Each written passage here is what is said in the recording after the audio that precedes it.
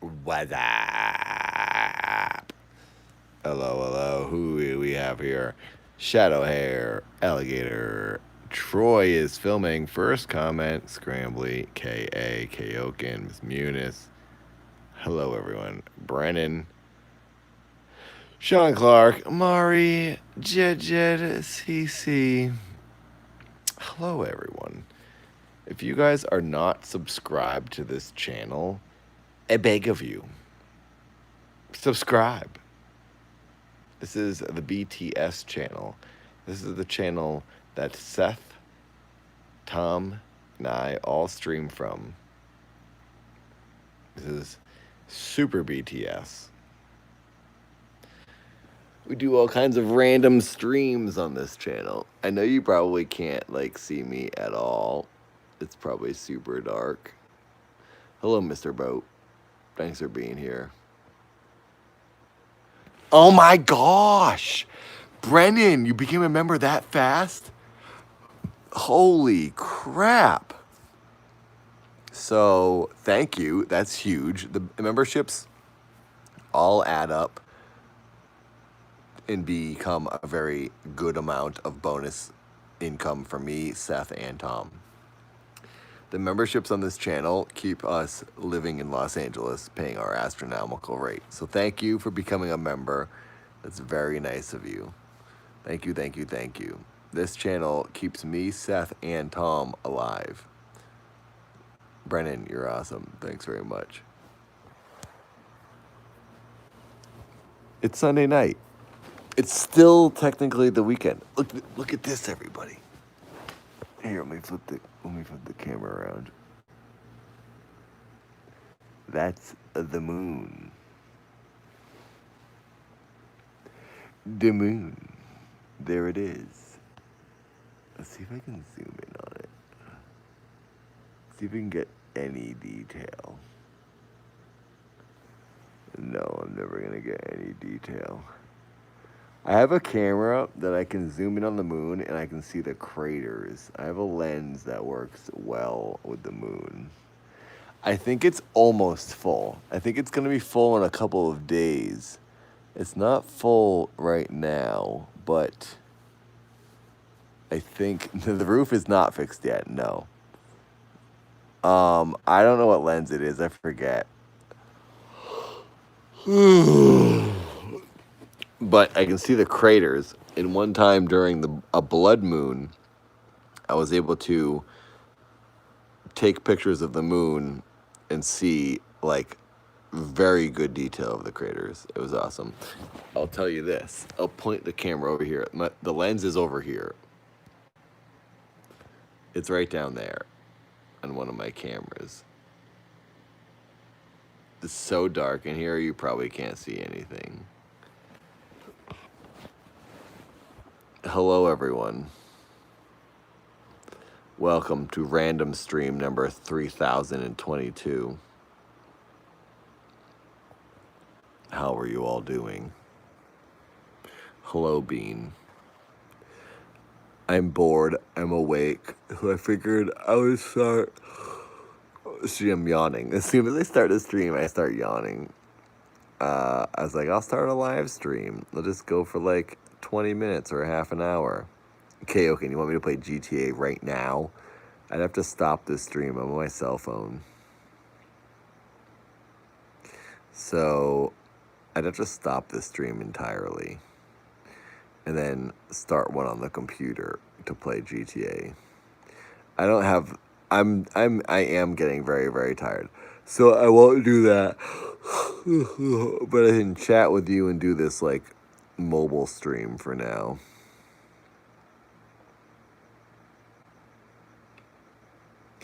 That's nice, Mr. Boat. I hope you enjoy the sunshine.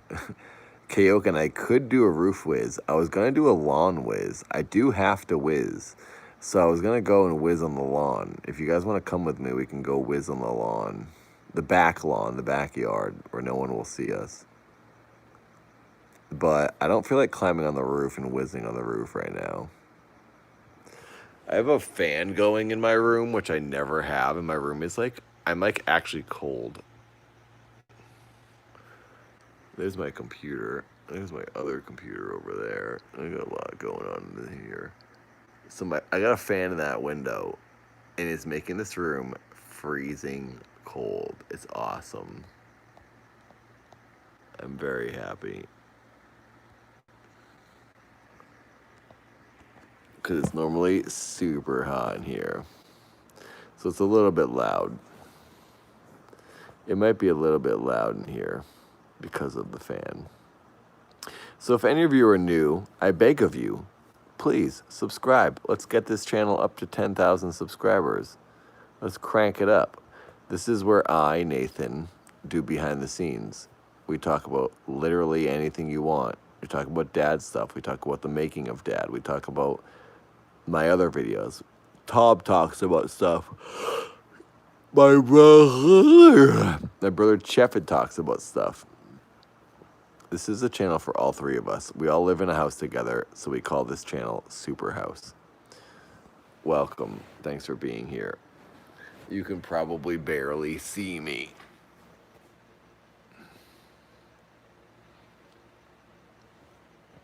I'm on my phone. It looks like crap. I apologize. Jed, yes, the new episode of the podcast did go well. So I'm going to record tomorrow, episode 6. Episode 5 is done. My new podcast, if all of you don't know, I have a new podcast titled Grave Stories. I literally beg of you. I am groveling at your feet. I'm begging for you to listen to it. I love doing this. I will do it all the time. Every Friday, there's a new episode. Right now, there's 4 episodes up. Thank you, Bean. Thank you very much for listening to it. Episode 5, I just recorded. It will go live this Friday. This show exists because of the Patreon supporters.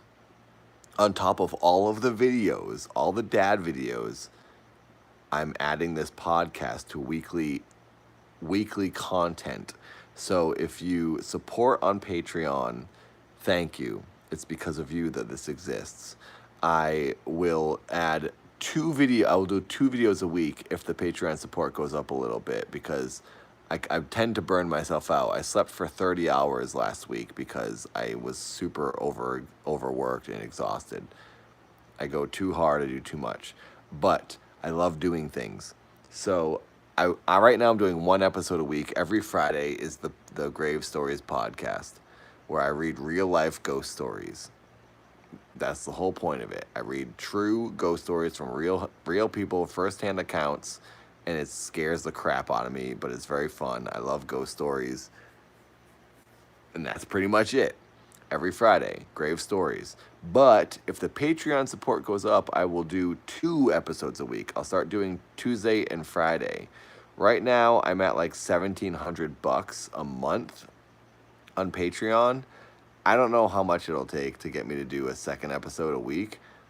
I would love to go back. I was getting 2,000 on Patreon for a while, but I understand things are hard right now. The world stinks. No one's working. Corona is ruining everyone's lives. So no pressure. I get it. I understand. But if it does go up a little bit, I'll start adding 2 episodes a week, because I'm trying not to burn myself out too bad, which I often do. So if you like it, please rate it on iTunes. Please subscribe. Share with your friends who like podcasts. Share with your friends who like ghost things, who like spooky things. It really does help to share and rate and leave a review on iTunes specifically, because that's where most people listen to podcasts. It's basically 50-50 between Spotify and iTunes. So if you can rate and subscribe on iTunes, that would be amazing. I love doing it. Episode 5 is done. It's going to be loaded on Friday. I'm going to record episode 6 tomorrow. All right, I'm done talking about that now. Thanks, everybody. Thanks for dealing with that and bearing with me. The live stream yesterday, Jay, I have no idea what you're talking about. I did not live stream yesterday. I didn't. Nathan, I did not. My landlord calls ghosts hooded. What does that even mean? Cool. Oh my gosh, Brennan, times are tough, but I just got a raise. Here, have some. Brandon, you didn't have to do that. Thank you very much. It's very nice of you. I've earned $8 this stream. Thank you, James. Just found the Dad Universe. I love your art and film work. Much respect from another artist. I will check out the podcast. Thank you, James. Good luck with everything that you make, and thank you for donating, and thanks for listening to the podcast and watching Dad. That's very nice of you. You guys are very kind. Wow. Some freaking cash coming in on this random late night stream. Hello, Kyrie. Hello, everyone. I'm bored. I started streaming because I'm bored. Evie, no. If you look at any of my tweets, if you look at any of Dad's posts, I've posted this podcast everywhere. Like very hard on my Instagram, on my Twitter, on my Discord, on Nathan's Discord, on Dad's Discord. Dad has shared it on YouTube, on Nathan's YouTube. I've shared this podcast everywhere I physically can on social media. So if you look anywhere that I post things or Dad posts things, you will find it. The Grave Stories podcast can be listened to on Anchor, on iTunes, on Stitcher, on Spotify, on Google Play, on like all these other podcast services I've never heard of. So you can find it literally anywhere. It's called Grave Stories. Look at any of my social media posts and you'll find it. Thank you, Kyrie. Thanks for posting that. Dang, Will Martin. Streamlabs is busted, or I'd have donated here. Well, thank you, Will. Thank you for doing that. I appreciate it. Longtime viewer. Canadian guitarist, this is great work. Well, thank you, Canadian guitarists. You're a major supporter. You watch everything. Thanks for being so kind. Avenger. Wait, am I reading this wrong? The Average Chilios. I really am reading that wrong. Thank you for your donation. Thank you. Evie, I hope you find the podcast. Just look for it literally anywhere.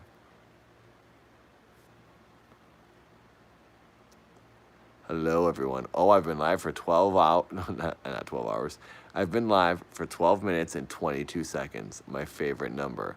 And I've earned $20. Wow. Evie, you found it on Spotify. Thank you. Please listen to it. I hope you enjoy it. When you listen, it helps me get a view or like a listen or whatever. It ups my statistics. So thank you.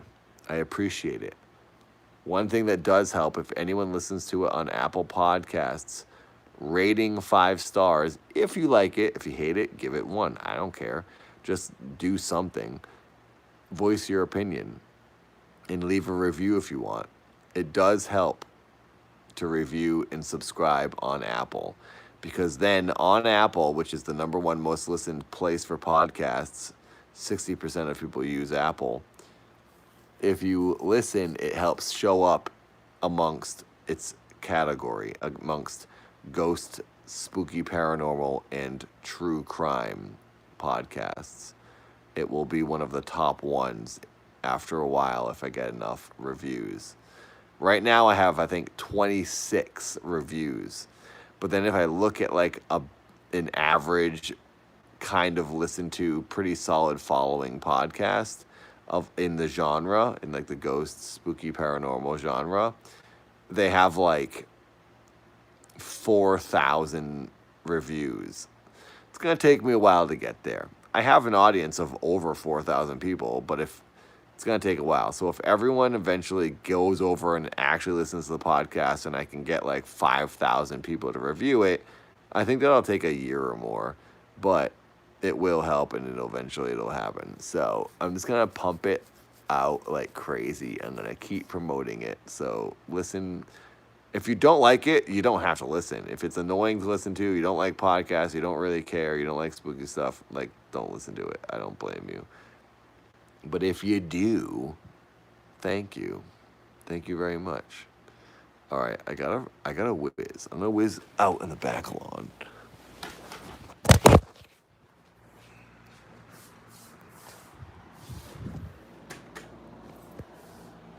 Hi, now we can see me because I turned the lights on.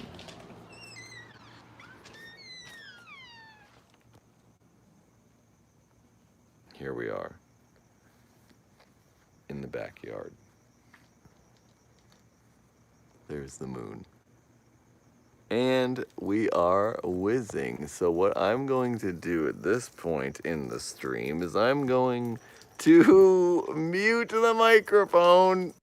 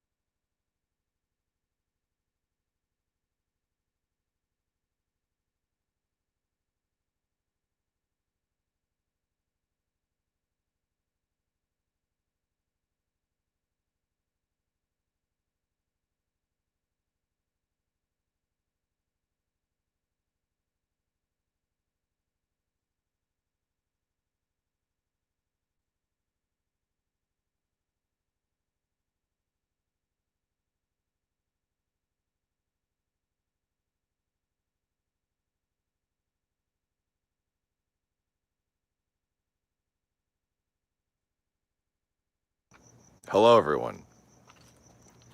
We're back. We're going inside.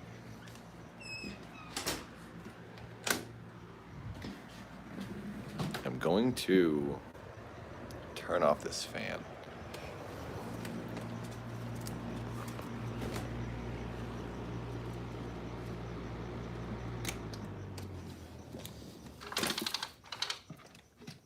Because, honestly, I'm going to get too cold. This fan is going to be boogie chilling all night. So this is what I do at the end of the night. I close my curtain. We're getting ready for bed now, everyone.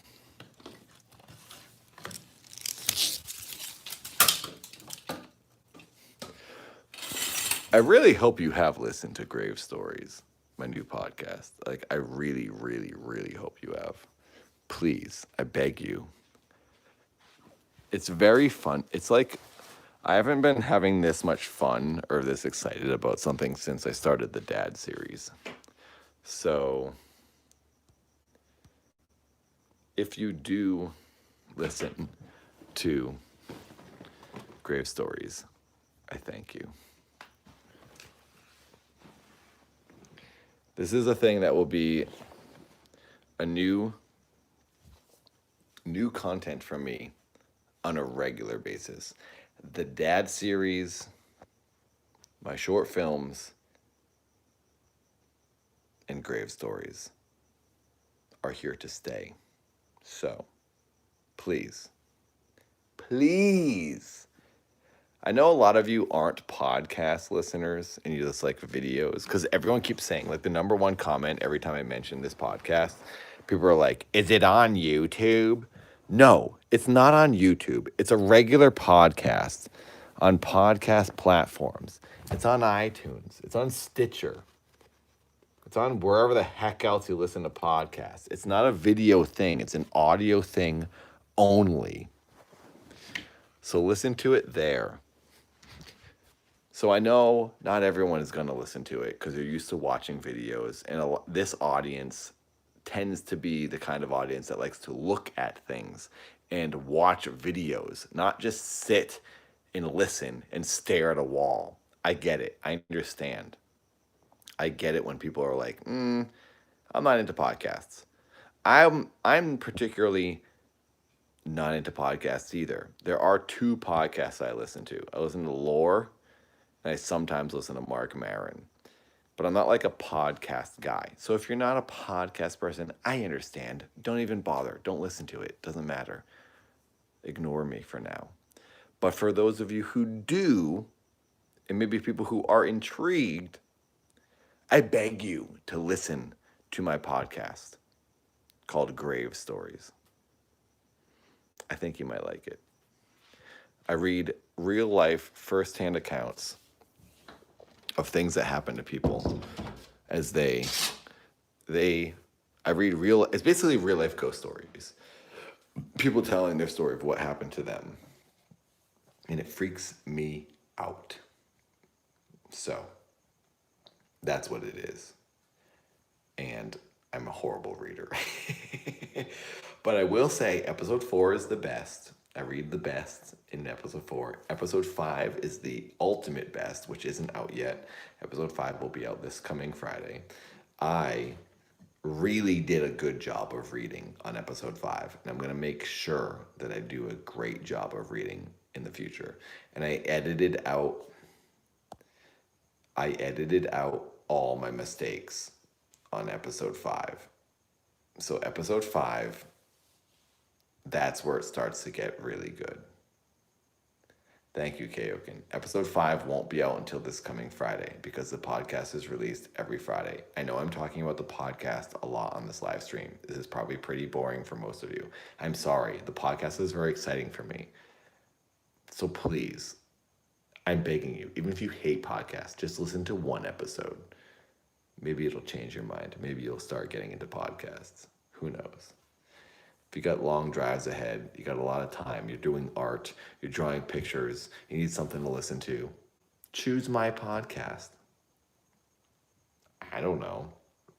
So the thing is, I know that podcast audiences are like a whole different thing compared to video audiences. And I have a video audience who likes to watch YouTube and watch videos. I have a lot of friends who make podcasts that are very, very, very successful in making their podcasts. Like they are straight up getting rich. It's insane to me what these people are earning. Their Patreons are at like $70,000 a month. I make $1,700 a month on my Patreon. These people are making $70,000 a month. That's insane. That's so stupid. That's like Bill Gates money. So these people who are very popular in the podcast world, because they just make I will say this. I think the podcast audience is older. They're in their late 20s, 30s, or 40s. So they have money and they donate to the Patreons. The podcast audience loves podcasts. The podcast audience will support podcasts. YouTube audience and video audiences tend to be younger and they don't have money because they're younger people. But podcast audiences are older people who have jobs and they support the things they listen to. So I'm hoping that older people find this podcast, find it interesting or intriguing or in some way entertaining, and they will support it on my Patreon. Because all of my friends who have podcasts are making crap loads of money. It's insane. It's insane. If you look at their Patreons, I look at all their Patreons, and it's insane. It's insane. I'm putting more work into my videos than anyone I know. The dad series, the dad music videos, the dad songs, I'm working harder than anyone I know in my life in the entertainment industry. And I'm only making $1,700 a month. Then I have friends who record one podcast a week and they're making $70,000. So I'm thinking, okay, maybe I should just do a podcast and work 1,000 times less hard and make 1,000 times more money. I'm not going to stop the dad series because I like doing it. But at the same time, I'm like, I also like making this podcast. So maybe I could make a really good living off making this podcast. So episode 5 is coming out this Friday. I'm talking with my friends who have podcasts. I'm going to be a guest on some of my friends' podcasts to try to get the podcast audience from their viewers into my series, because my audience who watches YouTube videos are not the podcast audience. So if I was making $70,000 a month from the podcast, I would use 90% of that to make more videos and to make the dad series, to make all these other series that I have planned. I would go crazy. I would make so much stuff. Like, that's insane to me. But it's real, and these people are really making this money just for making podcasts. So I think the podcast audiences want to support, and they have the ability to support the podcasts they like. So if I can get podcast people into this Grave Stories, then the dad series will go up majorly in production value in any other video I ever make. So, also I should mention, the reason I'm red is because I'm standing in front of this nightlight. This is what we're seeing here. That's my nightlight. Ooh. Astronaut, spaceship, Saturn, stars, super tight. So yeah, I'm having a good time making this podcast. I'm hoping to get a new audience to listen to it. But to start, I need to tell my existing audience that I have this podcast. So please listen to it. Share it with your friends. Share it with people who you know like to listen to podcasts. And if you do, and it starts doing really well, then the things that you guys like the dad series and my other videos and my short films, those will get made, because any money I ever make always goes back into everything I create. So share, listen, like, and eventually you'll get some things that you enjoy, because I will forever, until the end of time, I will always make things, and I will never stop filming, and I will never stop creating stuff. So thank you for supporting me and keeping me alive all this time. Jays, who plays Neighbor and Cheryl? If you read the description of the videos, you'll have your answer. Literally in every single video, it says who plays Cheryl and who plays Neighbor. So just click the description. It's right in front of you.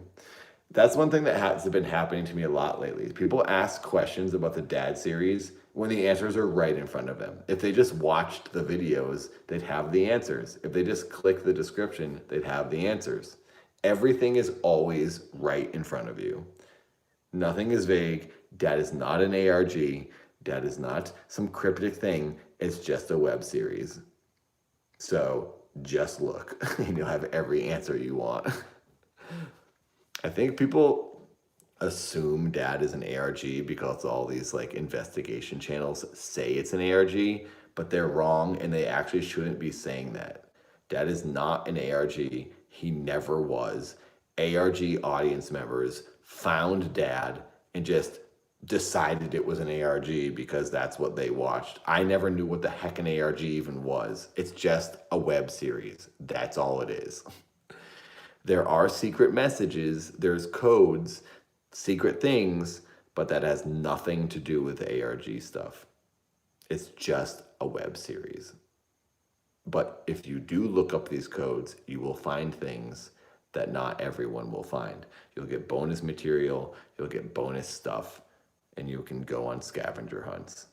So everyone just watch the videos as if they were like a soap opera. Watch the videos as if they were a television show, because that's what it's meant to be. The dad series is meant to just be an ongoing saga, basically like a soap opera, a sci-fi soap opera. But if you read into things and you look at the codes and the secrets and the little things that flash on screen, you will find stuff that not everyone will find. You'll get a little scavenger hunt of secrets. So, but you don't have to. It doesn't matter. It's bonus extracurricular things. So, there we go. What the heck is everyone saying in the chat? Thank you, Sean Clark. That's very nice of you to say. Oh my God. Oh my God, doctor. Money couch strikes. Your couch has so much money. Doctor, no degree, always finds astronomical amounts of money in their couch and then they donate it. Holy crap, I've earned $62 on this stream. I hope you know that this money goes to me, Seth, and Tom. So this stream right now has earned $62. That's after YouTube fees. So basically each of us has earned $30. Nope, I'm sorry, $20. I can't do math. Thank you, doctor. Thank you, thank you. It's very, very nice of you. Yeah, Lady Melora, Night Mind eventually did call it an unfiction. But honestly, I wouldn't even call it that. Why does it need to have unfiction? Why can't it just be called web series or TV show? It's just a story. It's the same thing as a soap opera. It's the same thing as a TV show. Why do we need all these stupid new terms, these weird terms related to internet mysteries? It's just a series. It's literally the same thing as my series called Stupid Idiot. I have a series on YouTube on my Nathan channel called Stupid Idiot. And it's about a gym teacher working at a high school. It's just a web series. Dad is just a series on the web. So it's a web series. Why do we need unfiction? Why do we need ARG? I don't understand why everyone needs these new terms. It's just a bunch of videos. That's all it is. It's just a bunch of videos. And if you watch them in order, it's a long story. That's it.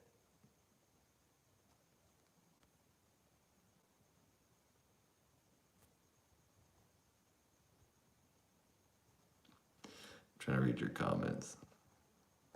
What's my battery life at? My battery's getting pretty low. My battery's at 3%. I'm gonna have to plug it in soon, but I gotta brush my teeth. Hang on a second.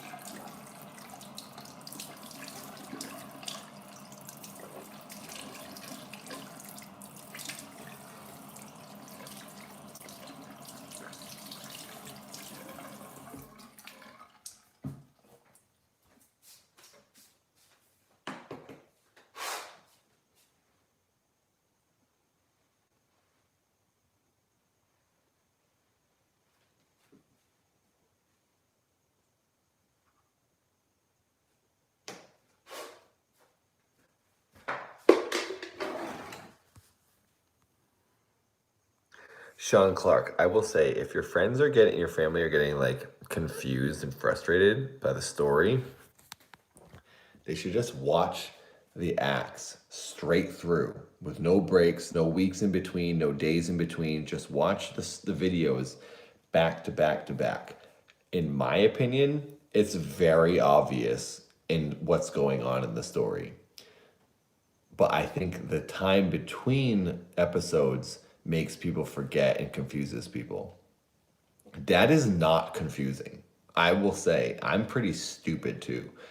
I think Dad is very obvious. There's nothing really to think about.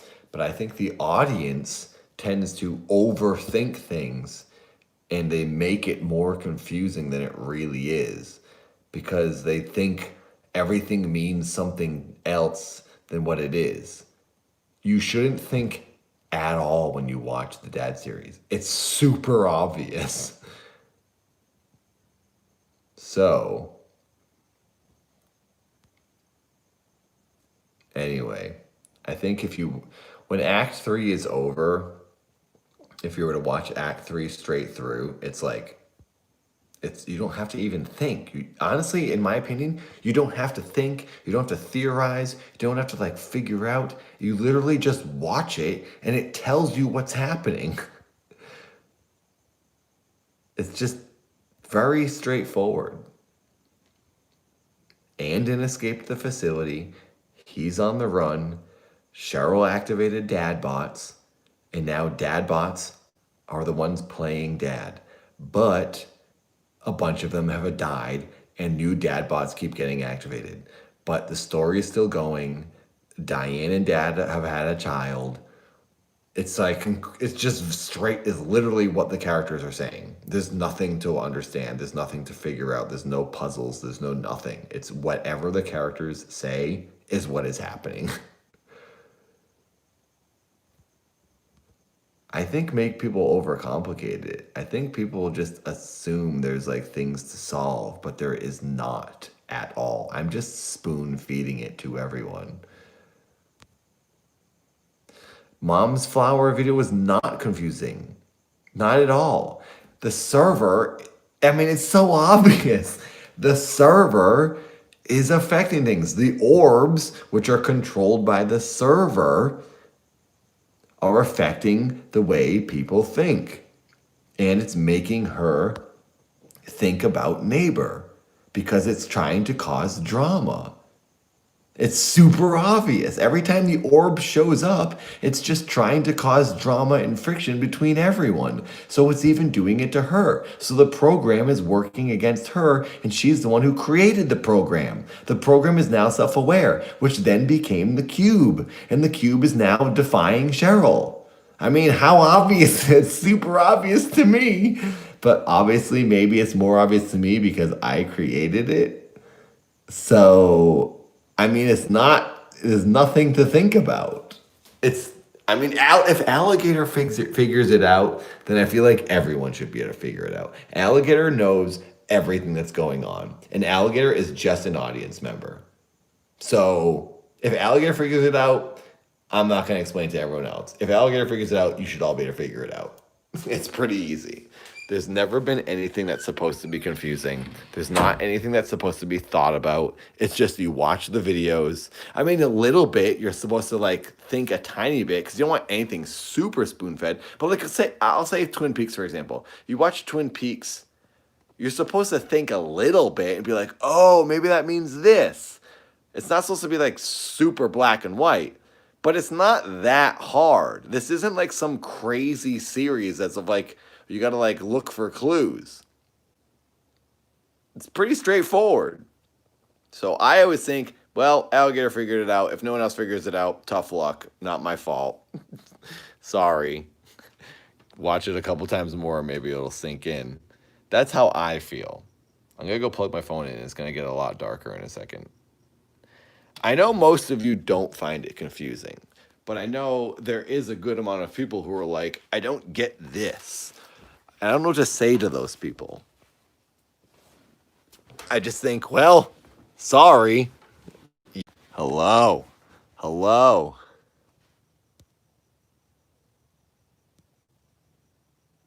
Did we lose everybody? Are you here?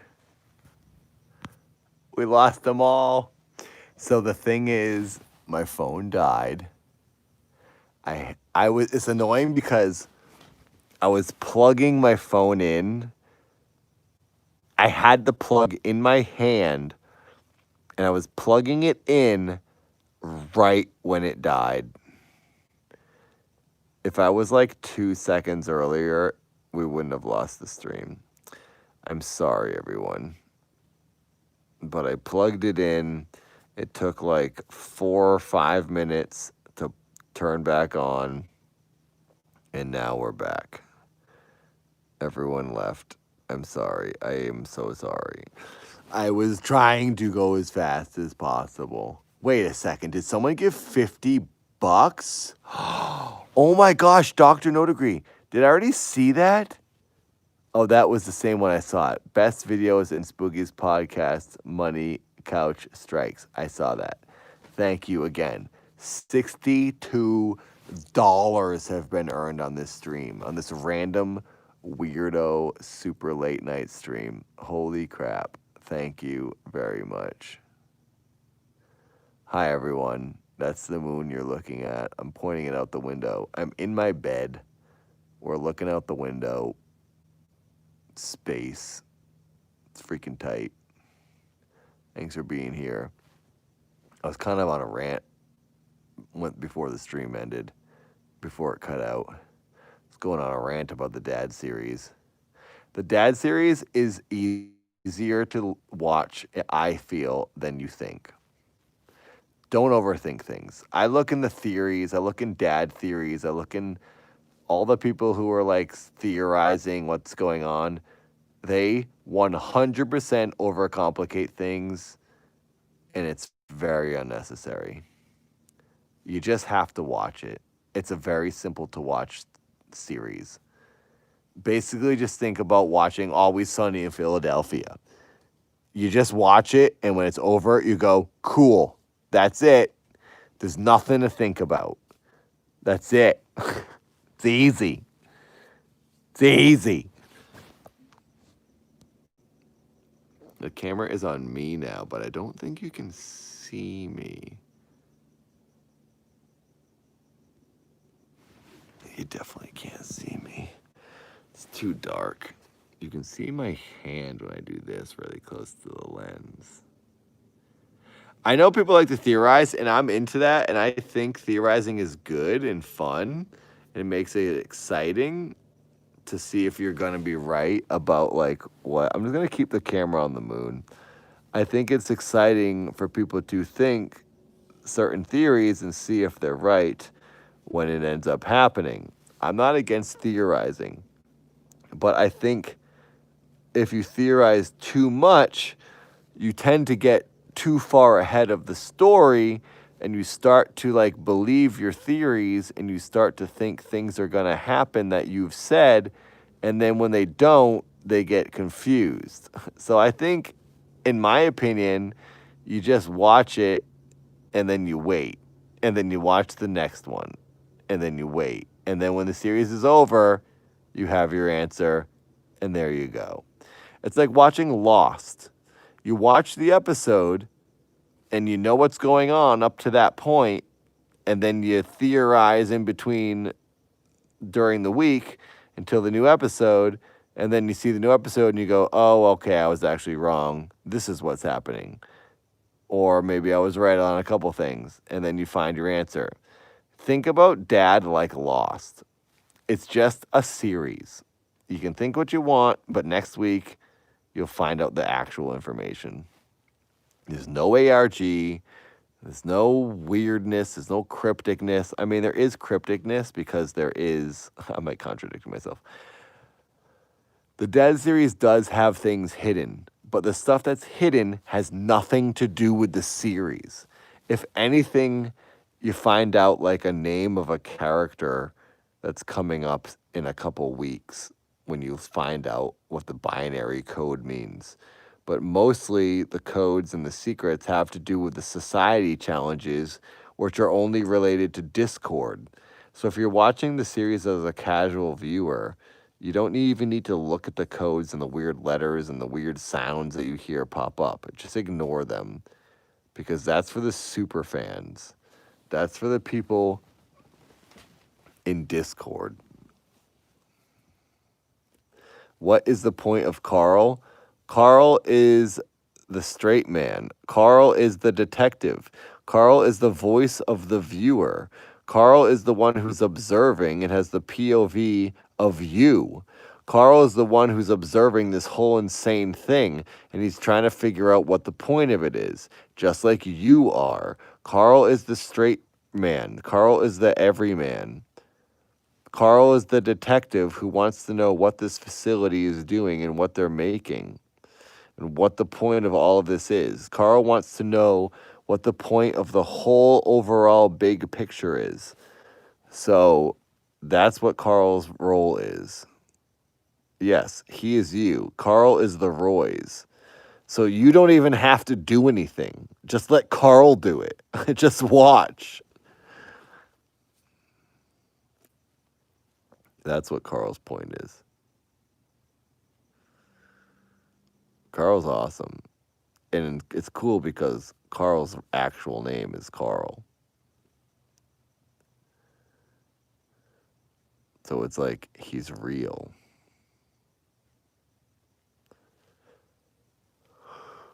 I'm just going to keep pointing at the moon because you guys can't see me. Oh, crap. I'm sorry. I dropped the phone. I'm just going to keep pointing it at the moon. So I say I'm going to, but I can't. Can't even do that.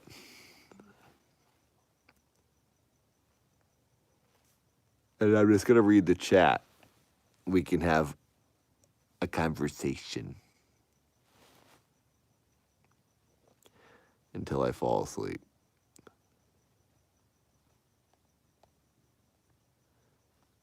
Okay, now I don't see any comments. Did I mess something up? I can't even find your. Oh, there you are. I see you guys.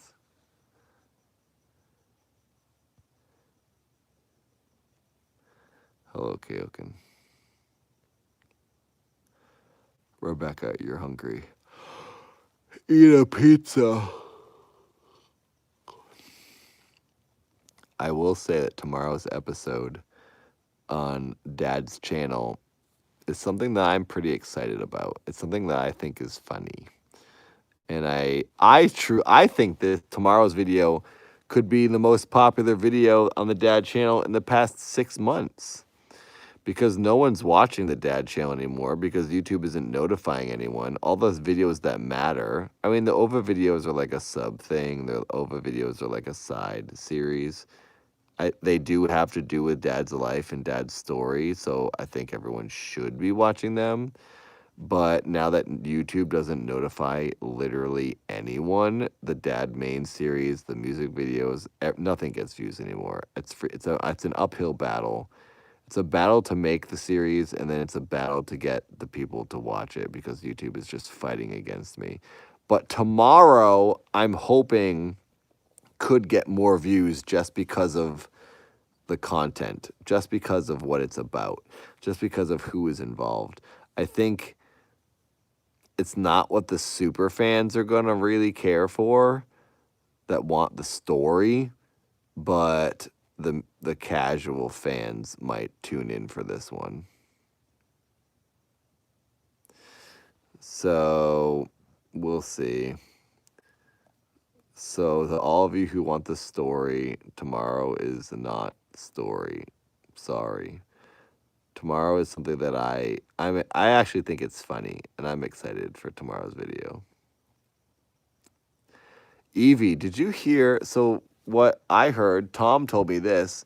Tom said that YouTube just announced they're just stopping all notifications. They're like, okay, fine, we're not sending any notifications of any kind anymore. We're done. Just go to YouTube and find what you want, look at what you want, and if you want to see someone, check their channel. That's what I heard. I heard that YouTube is just like, F it, we're over it. We're not notifying anyone about anything anymore. You want to see a video? Go to the YouTube channel. But I don't know if that's really the truth. That's just like pretty stupid, in my opinion. I know that they're stopping email notifications. That's what I've heard. So I'm constantly fighting an uphill battle with YouTube. I put the most effort into my videos. I put too much effort into the videos. It's like kind of a waste of time actually. And then after I do all that work, I then have to fight the algorithm. I post the dad videos. I spend about an hour just posting the dad videos. When I upload a video, I post it on Dad's community tab. I post it on Dad's gaming channel community tab. I post it on Twitter. I retweet it as Nathan. I retweet it as Keith. I post it and I at everyone in Discord, on Dad's Discord. Then I go to Instagram and I post it on Instagram, and then I make Instagram story. Oh, and I also do a YouTube story on Dad's YouTube, and then I do a YouTube story on Dad's gaming channel, and I think that's it. So I post it in like 9 different places just to get the views that I used to normally get after I click upload. You click upload and everyone found out about it. But now I'm spamming it all over the internet just to get subpar views. And I'm not even getting the same amount of views. So I'm so tired of having to do all this crap. And I'll say this, and that's the first. I do it 3 times a day. I do all those places 3 times a day because all the different time zones. I do it in the morning. I do it 4 hours later. And then I do it 4 hours later after that. And then the next day I do 1 or 2 more posts on all these places. I'm just constantly trying to trick people into watching the thing that they signed up to watch. But YouTube doesn't tell them what they want to watch. So I have to trick everyone into watching what they want to watch. The moon reflected, what is this? Doctor, oh my God. The moon reflected some light onto my couch, and I found this last piece.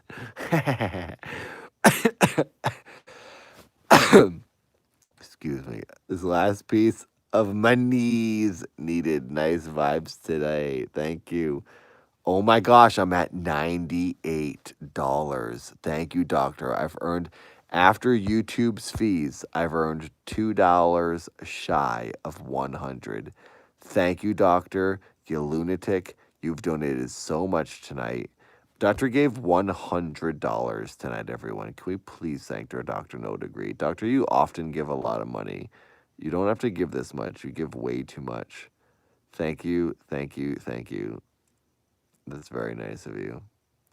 I'm just sort of rambling right now. I hope you're all having a nice time.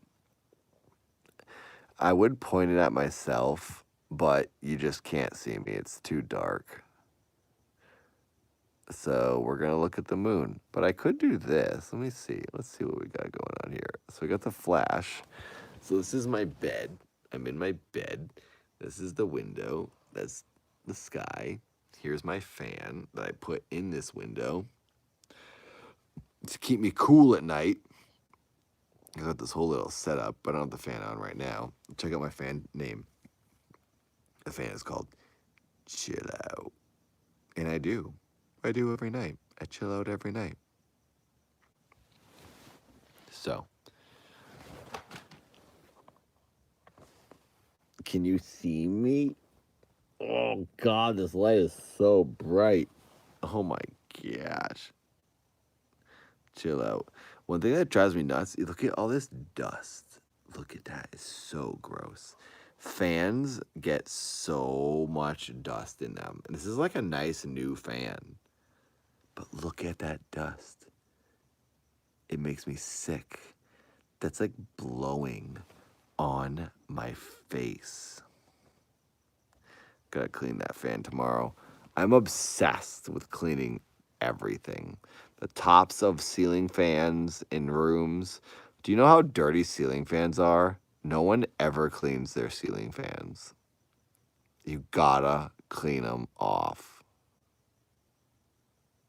So gross. So tomorrow we'll be cleaning this fan big time. It's just like piles of dirt. Granted, I think it does stick to it pretty well. I think the junk sticks to the fan, so I think it's not actually blowing into my face.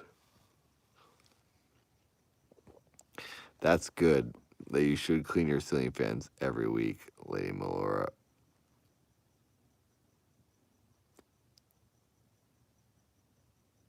Yeah, keep cleaning them, everybody.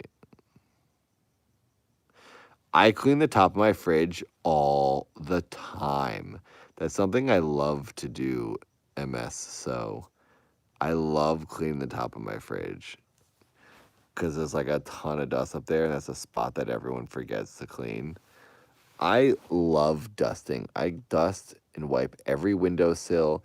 I wipe all the window tracks, like where the window opens and closes. I'm often vacuuming inside windowsills and where the windows open and close. Those places that most people don't remember to clean are like my favorite parts of cleaning. Top of the TV, the top of my computer monitor, all that stuff. I love cleaning. I really love cleaning. Cleaning's freaking tight. Thanks for being here, everybody. Lady Melora, I understand. Seth and I have OCD when it comes to cleaning, that's for sure. And we got it from our mom. My mom is very clean. That's like lunatic clean. So that's why I clean everything. I clean my computer monitors all the time too. And my mirrors, the mirrors in the bathroom, I clean them like every 2 days because you get one little spot on that mirror. I don't like when I go to a friend's house or apartment and they get like tons of toothpaste crap all over their mirrors. Oh my God, I will never be caught dead with one speck on my mirror. I wipe those mirrors like crazy. I've been complimented by Phoebe and other people who've come over here. Phoebe, my friend from Neutral, the girl in Neutral in the red dress. She's done a bunch of other stuff I've done too. Phoebe, oh, she's actually in the Dad series too. She does the voice of the Cube, and she is Andon's wife on Kepler 22b. So Phoebe, you guys have all seen her. She came over one time. She's like, I can't believe how clean your bathroom is. I love a clean bathroom. I scrub the sinks, I scrub the counters. When I shave, if there is one hair anywhere on the counter or the sink, it's disgusting. It's a crack den to me. I can't have no crack den facial hair anywhere. I went to a friend's house, a friend's apartment one time, and this friend had a beard for a long time. They don't have a beard anymore. I went in their bathroom and I couldn't believe how gross it was on the sink from like them like trimming their beard. It made me sick. How the heck can you live like that? Clean your freaking sink. And then beard hair also sticks to mirrors, you know. It bounces off. Anyway, I don't expect everyone to have OCD like that. But hey, it doesn't harm to have it.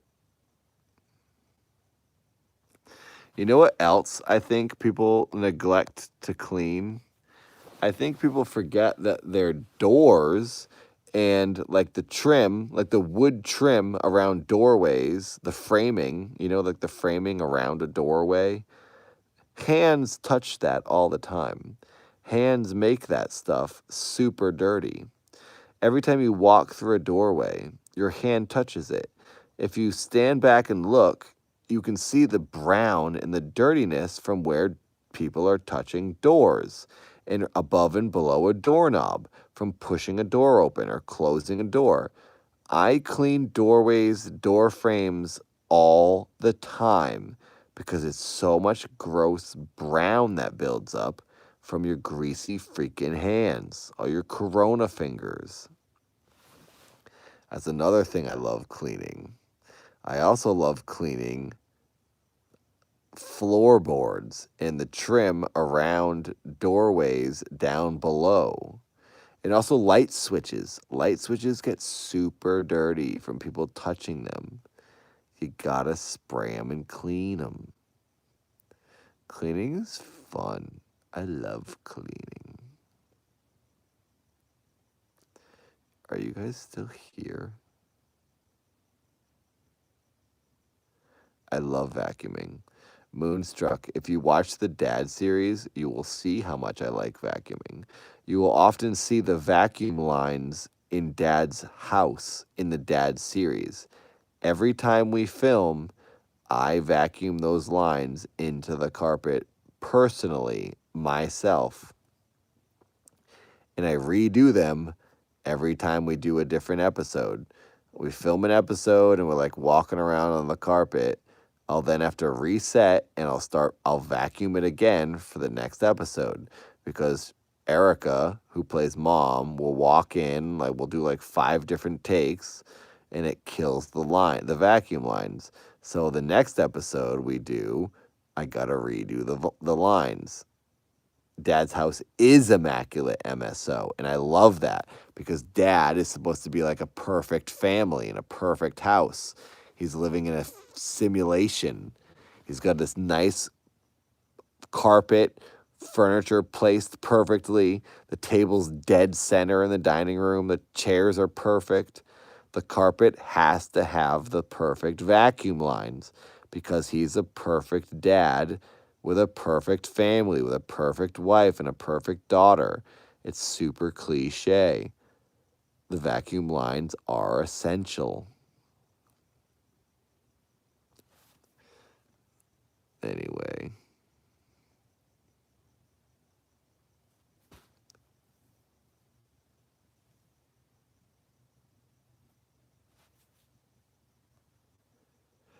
MSO. I also like one of the reasons I like the Dad series is the minimalistic furniture. I like the idea of a house. I like the idea of a house with no extra stuff. They have a table, they have chairs, they have one seat, literally one thing in an entire room. You go into another room and there's just a footstool, just that stool you see. You go into another room and they have one plant. That's the entire thing in the entire room. I really like the idea of this house that this family lives in. And in the bedroom where the mom and dad sleep, there's just a bed. That's it. The dead center of the room, nothing else. That's like super weird and super cool to me. Super minimalist. Like, it's like sickeningly clean and perfect. Almost like a computer created this house, created this family's life. That's something that I really, really like visually. It's very visually pleasing to me, like how rigid and, I don't know, unhuman it is. Because humans are cluttery and humans are messy and humans, like it's just you're human. You're not like supposed to be robotic. So that's one thing I do like about the Dad series is how even and immaculate things are and how like robotic it is. I shouldn't even be saying this, but I will say, how do I word this? How do I word this? How do I word this? I'm going to pause myself for a second. I'm not going to keep speaking. I'm going to pause myself for a second while I ponder how to say this.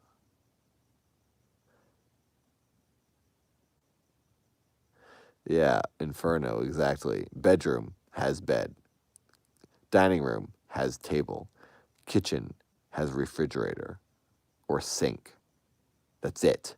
Nothing else. Because that's like what a robot would think. That a robot built this facility or like 3D printed this whole place we're looking at. Jays, 2020, what's going to happen to daughter? We saw what happened to daughter. That's it. Her head blew up.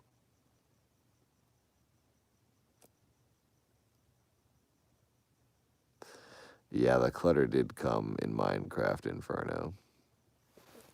We got 33 people watching. We got 32 likes. Can we get one more like? Are you enjoying this stream, everybody? I hope you are. This is just super ramble fest. Me just chatting with everyone, staring at the moon. This is such a. You guys are basically just looking at a black screen. There's like a one dot in the middle of the screen. Her head did not fall off. Her head blew up. Her CPU blew out of her head because daughter is a robot. And she blew up like Dadbot 69.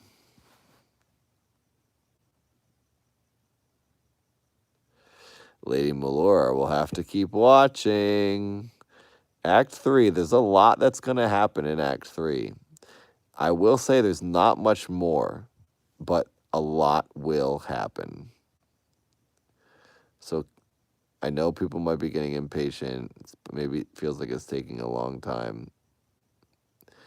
I slowed down the upload schedule for the Dad series because of YouTube's crap that they're pulling.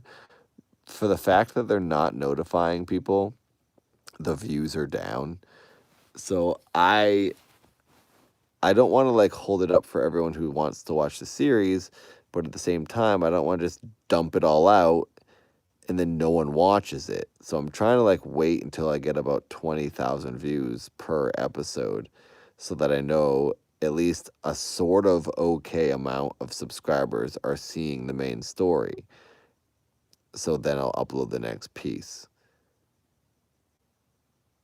So I'm just trying to like get people to like, I'm waiting for people to like see it and then I'll upload the next one. I also have a lot of other videos that I can load in between the story stuff. There's like a lot of other junk that I can upload that I make for Dad, like his YouTube videos, his YouTuber stuff. Like the one that's going up tomorrow.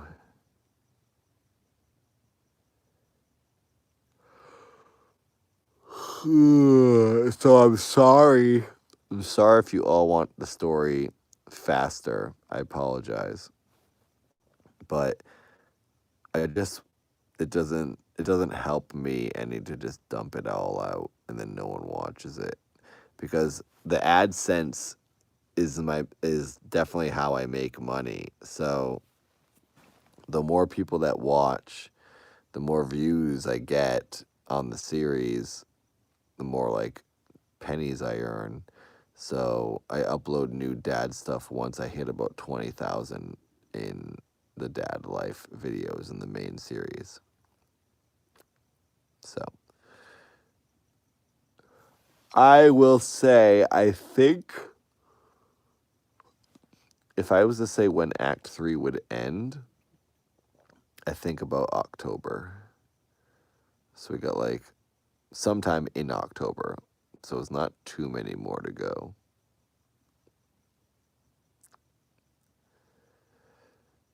And then after that, oh man, things are going to change around here.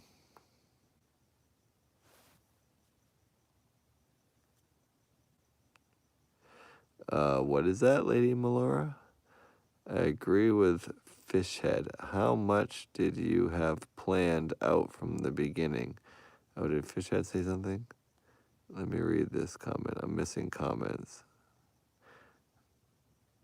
Sorry, I'm missing a ton of comments. Lady Melora, I was hoping you'd address it somehow, even if they didn't actually find her. Oh, you're talking about the real daughter, about Cheryl's daughter? Just keep watching. Fishhead said, did you have everything planned out from the beginning? Yes, everything has been planned out. The story is exactly how I planned it from the very beginning. Nothing has changed at all. Corona has not changed the story. I know some people thought that, but it did not. Wait, what? So around the same time Act 2 ended last year. Yes, Kyrie, pretty much.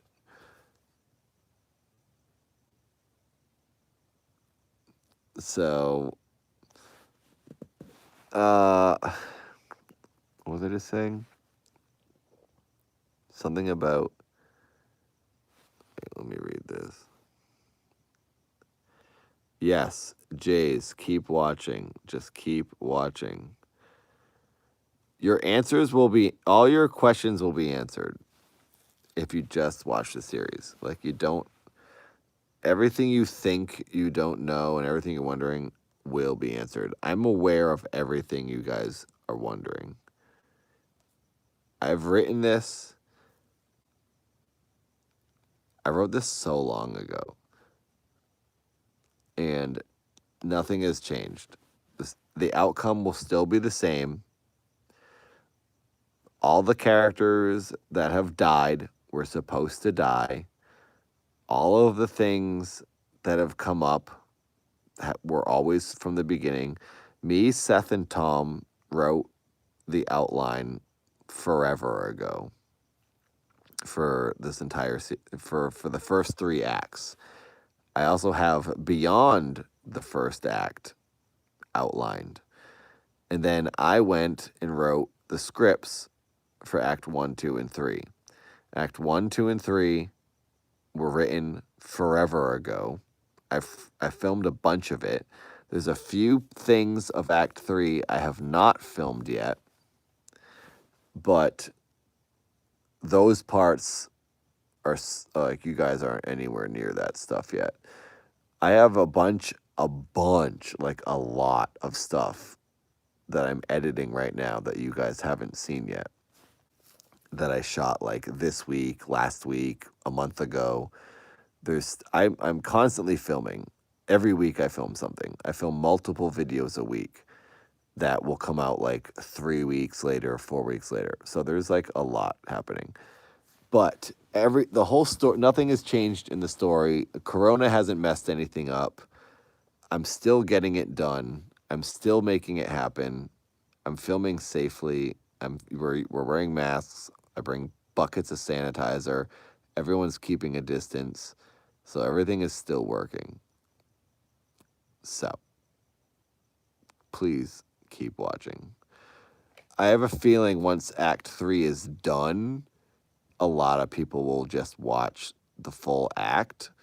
I think 2 things are happening. I think YouTube isn't telling anyone, not just my channel, not just the dad channel. I think like all YouTube channels. YouTube is not telling people when people upload videos. So that's working against me.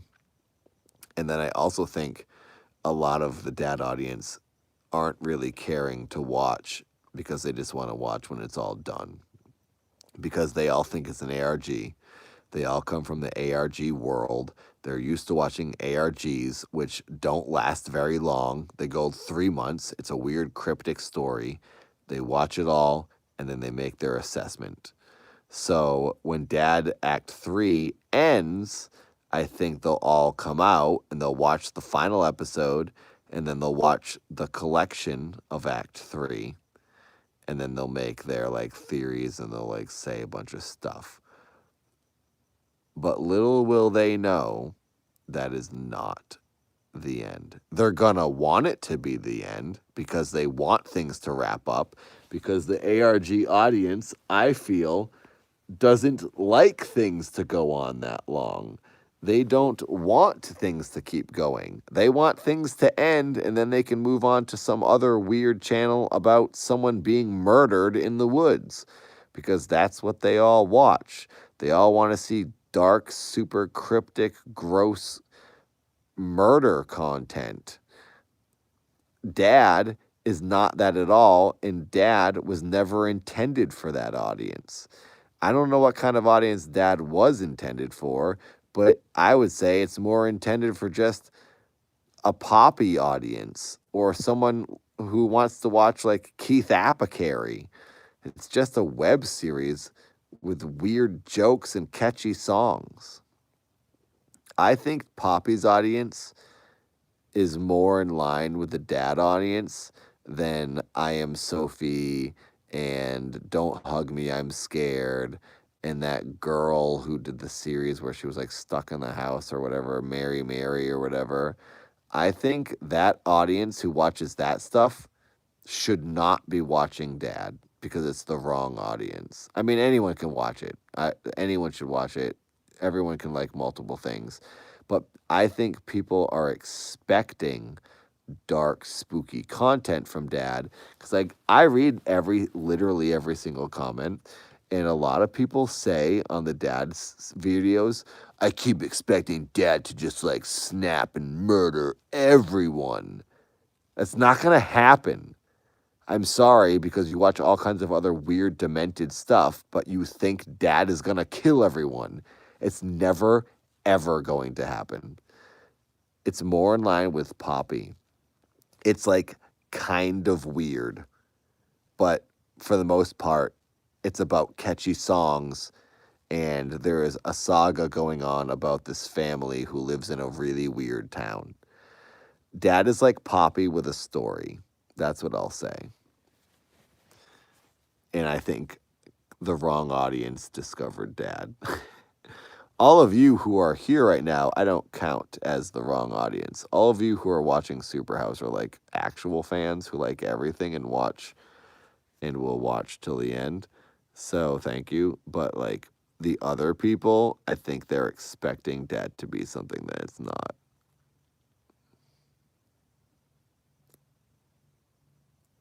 Yeah, Lady Malora, it does have a Max Headroom vibe. That's what Dad is kind of like.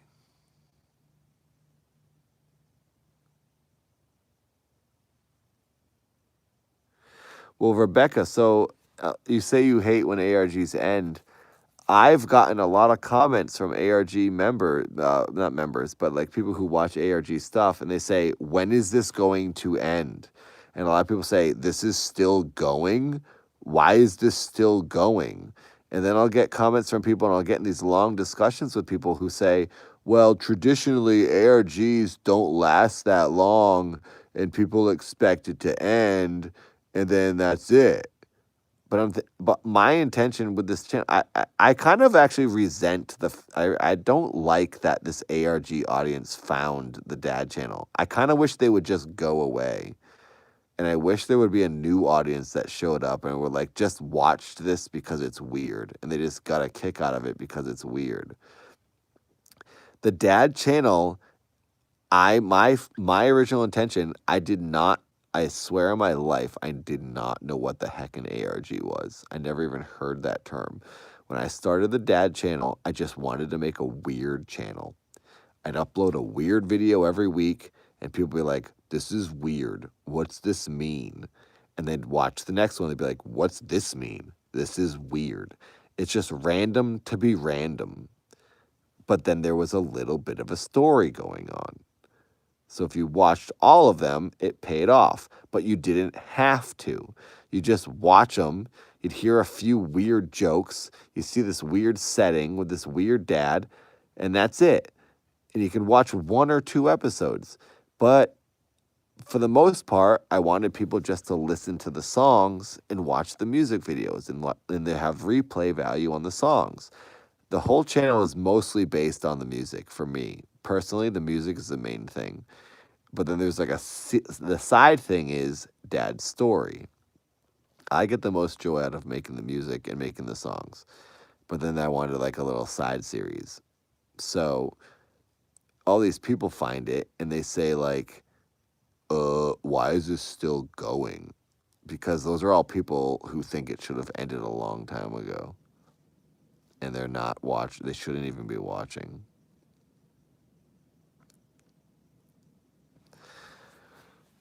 Anyway, stop rambling at this point. I'm just going on and on.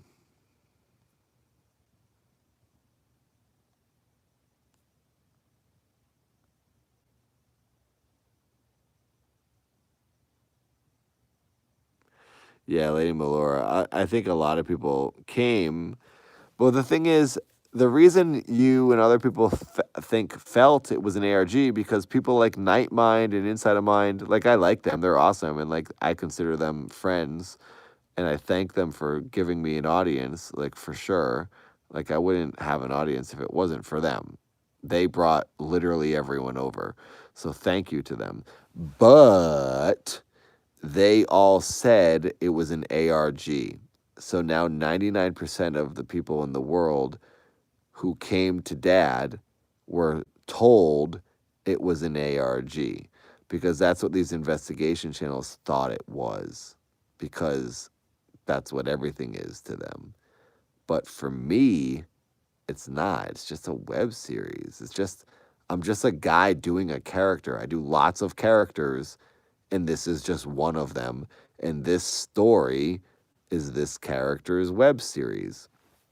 On my main channel, you can see another web series from another character, and then another character from in their other web series. Like this is, I just made.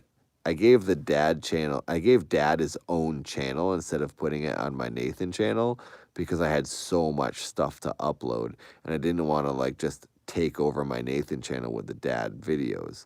So I was like, I'll make a whole channel for this because there's going to be a lot of stuff. But because I did that, people didn't realize. If I had put this on the Nathan channel, it would have been like, oh, this is just another character. But since I put it on its own channel, a whole new audience found it, and they didn't even know who the heck Nathan was. They were like, what is this? It's a mystery to me. So I guess that's good to intrigue people and to bring new people in, but then I think people can often be disappointed when they find out, oh, it's not actually anything weird. It's just a guy doing a character. And then I think people get bored or disappointed when they find out it's not an ARG, which they wish it was.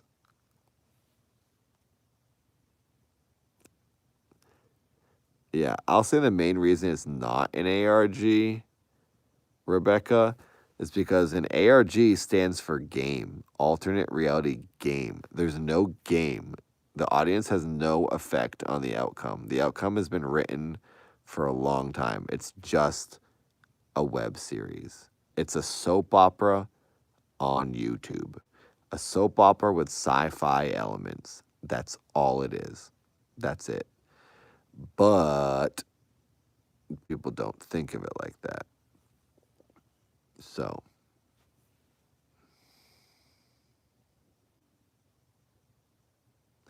yeah, you can't solve or win dad. The things you can solve are the bonus things. People like Alligator and all the other people in the societies in my Discord, since I'm aware that people like searching for clues and looking for secrets, since there is a good ARG audience, a big good amount of ARG type people who like to solve problems, I'm aware of this. I'm trying to entertain them. So I personally will put in the videos codes and secrets just to keep the super fans entertained and busy and having a nice time. So there's not only like, yeah, you're getting the story and you can enjoy the story of this weird family, but for the super fans, I've started doing these scavenger hunts for the societies in Discord where whoever solves these clues first will win something in the end. So all these casual fans who watch and they see a random letter appear on screen, they don't catch most of them. Like they don't catch honestly like a tenth of them. They'll catch like a couple of letters, but there's a lot of hidden stuff in the dad videos for the super fans and the my Discord members. I put all that stuff in there for the people who want to pay attention and look for stuff. And originally, all the secrets were basically just to get those super fans to find out something before everyone else. Originally, the secret codes led to like a character name or a link to a picture, which would be like the picture of someone who is going to be in the series later, or a song, or just like they were basically just all teasers. They were teasers for things to come in the future. That's pretty much all everything ever was that was hidden in the dad series. But now that I've started the societies in Discord, all the secrets that you find and all the clues that you can dig up in the new videos are a part of a scavenger hunt for the societies. So there are people who will comment on the dad series and be like, what did that random E mean on the flower pot? Or what did this letter mean when it appeared on the E computer during that scene? Well, what it means is you missed 11 other digits And if you put them all together, it brings you to a link, which brings you to another secret, which brings you to the second part of another thing that you already missed. So it A, I think, well, it's a bonus for me because they're seeing all these random things pop up. They don't know what they mean, which makes them intrigued. And it just basically tells them something's going on here. Maybe I should look at all the other videos, and then they'll scroll around and they'll give me some extra clicks on the old videos, and I'll make more money. The number one reason I originally started doing this, I said this on Inside of Mind's podcast a long time ago when I was talking about making the dad series. The number one, the reason I originally started hiding binary code in the very beginning of the dad series was because I felt if something flashed on the screen really quickly and anyone caught it, they'd be like, wait, what the heck was that? And they'd scroll back, so I'd get more playtime. Or they'd rewatch the video to see if they missed something else, so I'd get extra clicks. Basically, I was hiding random cryptic stuff in the dad series to make people click on the video a couple extra times. The more clicks I got, the more money I got. The whole point of the dad series, I was like moving into my van. When I started the dad series, I was about to be homeless, like 100% for real. I really was. I could not pay my rent. My Nathan channel was like not making anything. I, at the time, was not doing any acting jobs. I had no money. I sold my BMW. It was because I filmed Neutral. I had no money left. And I was like about to move into my van. I bought a bed. I bought a mattress. I made curtains in my van so I could sleep in my van. I had no money. It was sketchy and it was very scary. And I started filming the dad series when this was happening, and I was like, well, I wasted all my money on this dad series and making these short films. I'm gonna have to move into my van, and then like after a while, when I get some money, I can get an apartment later. We were all three of us were about to move out of this. Well, Tom wasn't even here yet, but I was about to move out of this house, and then I started the dad series, and I started thinking, if I can get a couple of extra clicks for hiding these codes, I'll take it. The more ad revenue, the better. My Nathan channel's dead. I'll make this weird new channel, and I'm just gonna try to make as much money as I can on the ad revenue. So I added binary code to make people click a couple extra times. And that is the reason I did that. Then all these investigation channels started saying ARG, and I was like, what the heck is an ARG? So I Googled ARG. I learned what an ARG was, and then I was like, oh, I'm going to keep doing this secret stuff then. If that's what they think it is, I'm going to lean into that. So then I started leaning into it, but I didn't really have anything to offer them because there was no game. So my secret clues just led to like character names and images or like secret links to the YouTube server channel. I just wanted them to lead somewhere so people didn't feel ripped off. I didn't want people to be like digging for clues and then find nothing really good at all. So I would lead them to like something that they thought meant something, which it did, because eventually they'd find out, oh, okay, that's like a new character that will come up later. So that's why I did all of that stuff. And then the dad channel did start making me money because the ad revenue was more than my Nathan channel because people were intrigued because it was a weird new thing. And they were like, what the heck is this? And I was getting more money on the dad channel with way less subscribers. I didn't even have 5,000 subscribers on the dad channel, but the ad revenue was higher than my Nathan channel, which was at 375,000 subscribers. So I was like, holy crap, I'm doing all right on this dad channel. And then I just kept pumping out the videos and making more weird cryptic stuff and adding more codes, and it started getting bigger and bigger and bigger. And then now what we're seeing is the fateful crap that YouTube loves to pull, where they stop sending notifications, the exact same thing that happened to my Nathan channel, Once a channel does like okay, it's like that's pretty much it. Unless you make super mainstream stuff, your channel's probably going to die once it starts doing well. And that's what I'm experiencing now. The dad channel does not get notifications sent out to its subscribers. So I'm back to doing pretty poorly on ad revenue. That's for sure. Like, it's really, really, really bad. It's really low now because YouTube just does not tell anyone that I uploaded a video. Oops. But I'll tell you guys this. I'll tell you super subscribers who are here. I have a plan for everything. I'm thinking 2 years in advance for everything I do. I was already anticipating this dying out and not doing well after a certain amount of time. I'm not saying the dad channel is ending, because it's not. But I have a plan. And I have something I'm about to do that I think will keep me alive and keep things going. One of those things is my podcast. Please listen to my podcast, Grave Stories. I read real life ghost stories. If you can support on Patreon, please, I beg you. That's one of the best ways to support me. It helps me make every video I ever make and the podcast. Anything ever I create, the Patreon is the way to do it, to support me. Thank you. Anyways, the podcast, that's a side thing. I love it, and I'll keep doing it. But the videos, I have something planned that will help Dad incredibly. And you will never know what it is until it hits you. I can't say any more than that. That's all I can say.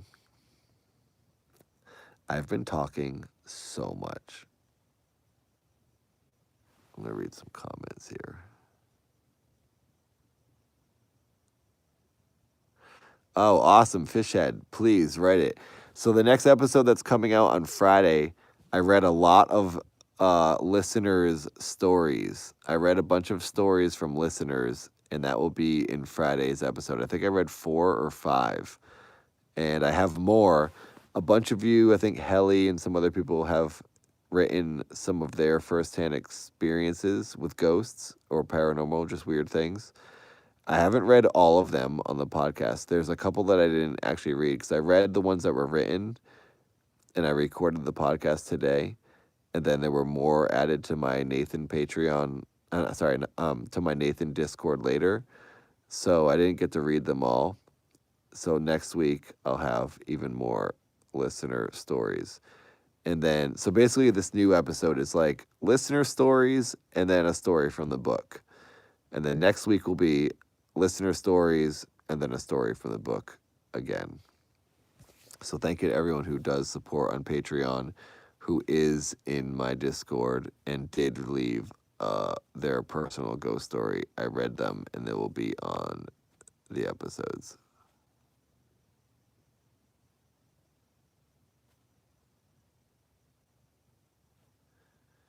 Bean, do it. I want to read it. So, Habib, we're going to do another episode of My Own Brother. My brother Seth wants to do his own podcast thing. So, we're going to do one more episode of My Own Brother, and then we're going to wrap it up for the time being. It's not over forever, but we're going to wrap it up, and then he'll start doing his own thing because I'm doing my podcast and the dad series, and I'm doing other things like Milford. So I'm doing a lot, and it's hard to do My Own Brother. And then Seth will do his own thing. So you'll get a podcast from me. You'll get a podcast from Seth. You'll get YouTube videos. You get songs. And then you'll also get Tom as a podcast. I hope you guys have all listened to Tom's. I'm on Tom's podcast. Tom only has 2 episodes out. The first episode is really short. It's like 8 minutes. And then his second episode is me and him. So basically, it's another podcast with me. So if you do like me, I will say, I think Tom's podcast is better than mine. Tom's podcast, Unbelievable Mysteries. Oh yeah, thank you, Kyrie. Everyone, please, Like, actually click that link. Click what Kyrie just posted. Open it in a new window. Listen to it later. I'm probably going to end this. I keep burping. I'm like laying in a weird position and my burps are coming out all weird. Like, I would say Tom's podcast, the one that I'm the guest on, it has nothing to do with me, but the story he reads and tells me, which is this, he did a lot of research. He wrote the whole script and then he read his script as I just interjected as he read it. So he was reading and telling me the story of this like plane jacking, and I just like commented as he was talking to me. We had kind of like a conversation as he was reading it. It's really, really interesting. It's really cool. This dude hijacks a plane and gets away with this scam that he does. I won't want to say too much. And it's the only unsolved skyjacking ever in the history of the United States. I don't know if it's the history of the world or just the United States, but it's incredibly interesting. And I was like, wait, what? Like the whole time. So you should listen to Tom's podcast. It's called Unbelievable Mysteries. It's awesome. It's awesome. So Tom basically does that, where Tom researches mysteries that are unbelievable. And then he does like a whole podcast on them. And on that one, I was a guest. And I was basically kind of like the viewer. I was like the point of view of the person who I'd never heard this story. I didn't know anything about this. So like you get to hear like a person reacting to it. I think it's pretty entertaining.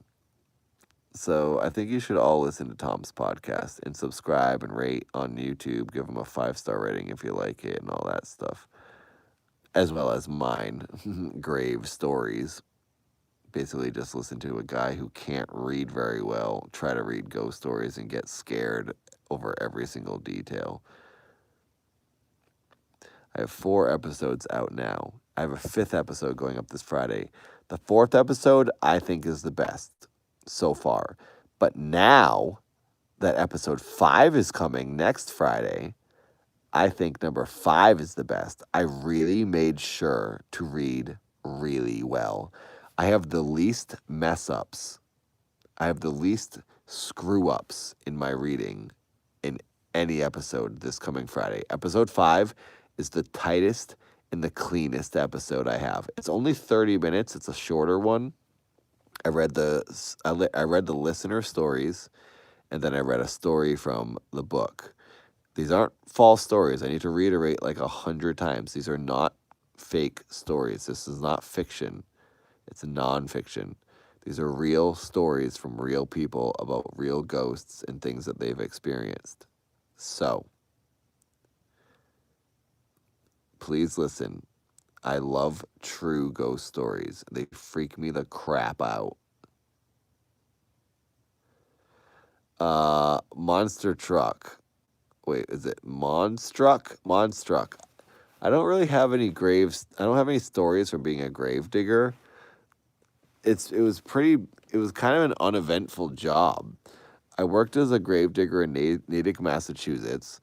I had a fox that would visit me in the cemetery all the time. The fox would just show up and sit there and look at me as I was cutting grass, so that was cool. I miss that fox.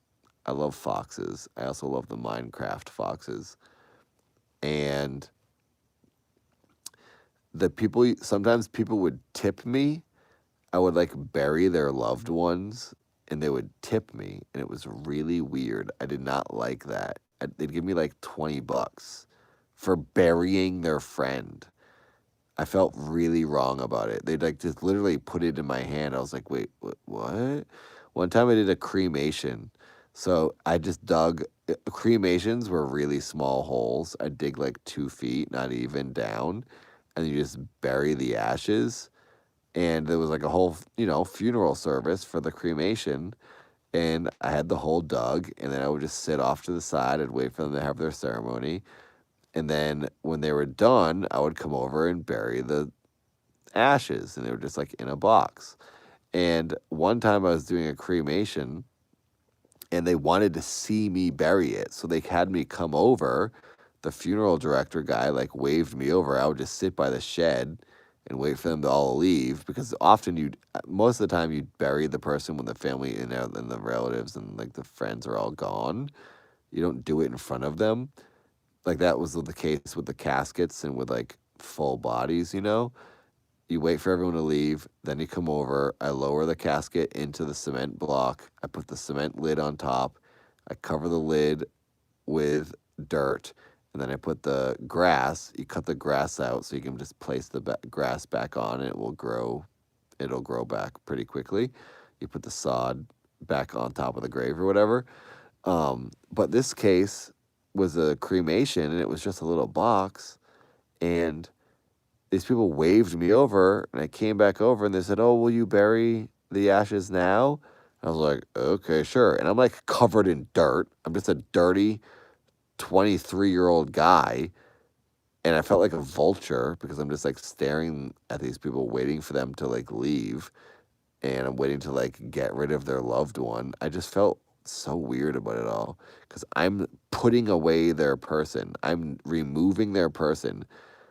I'm locking them away into the ground. Like that's it. It's gone. They're done. It's over. After me, it's official. So I always felt weird about that being like the final thing.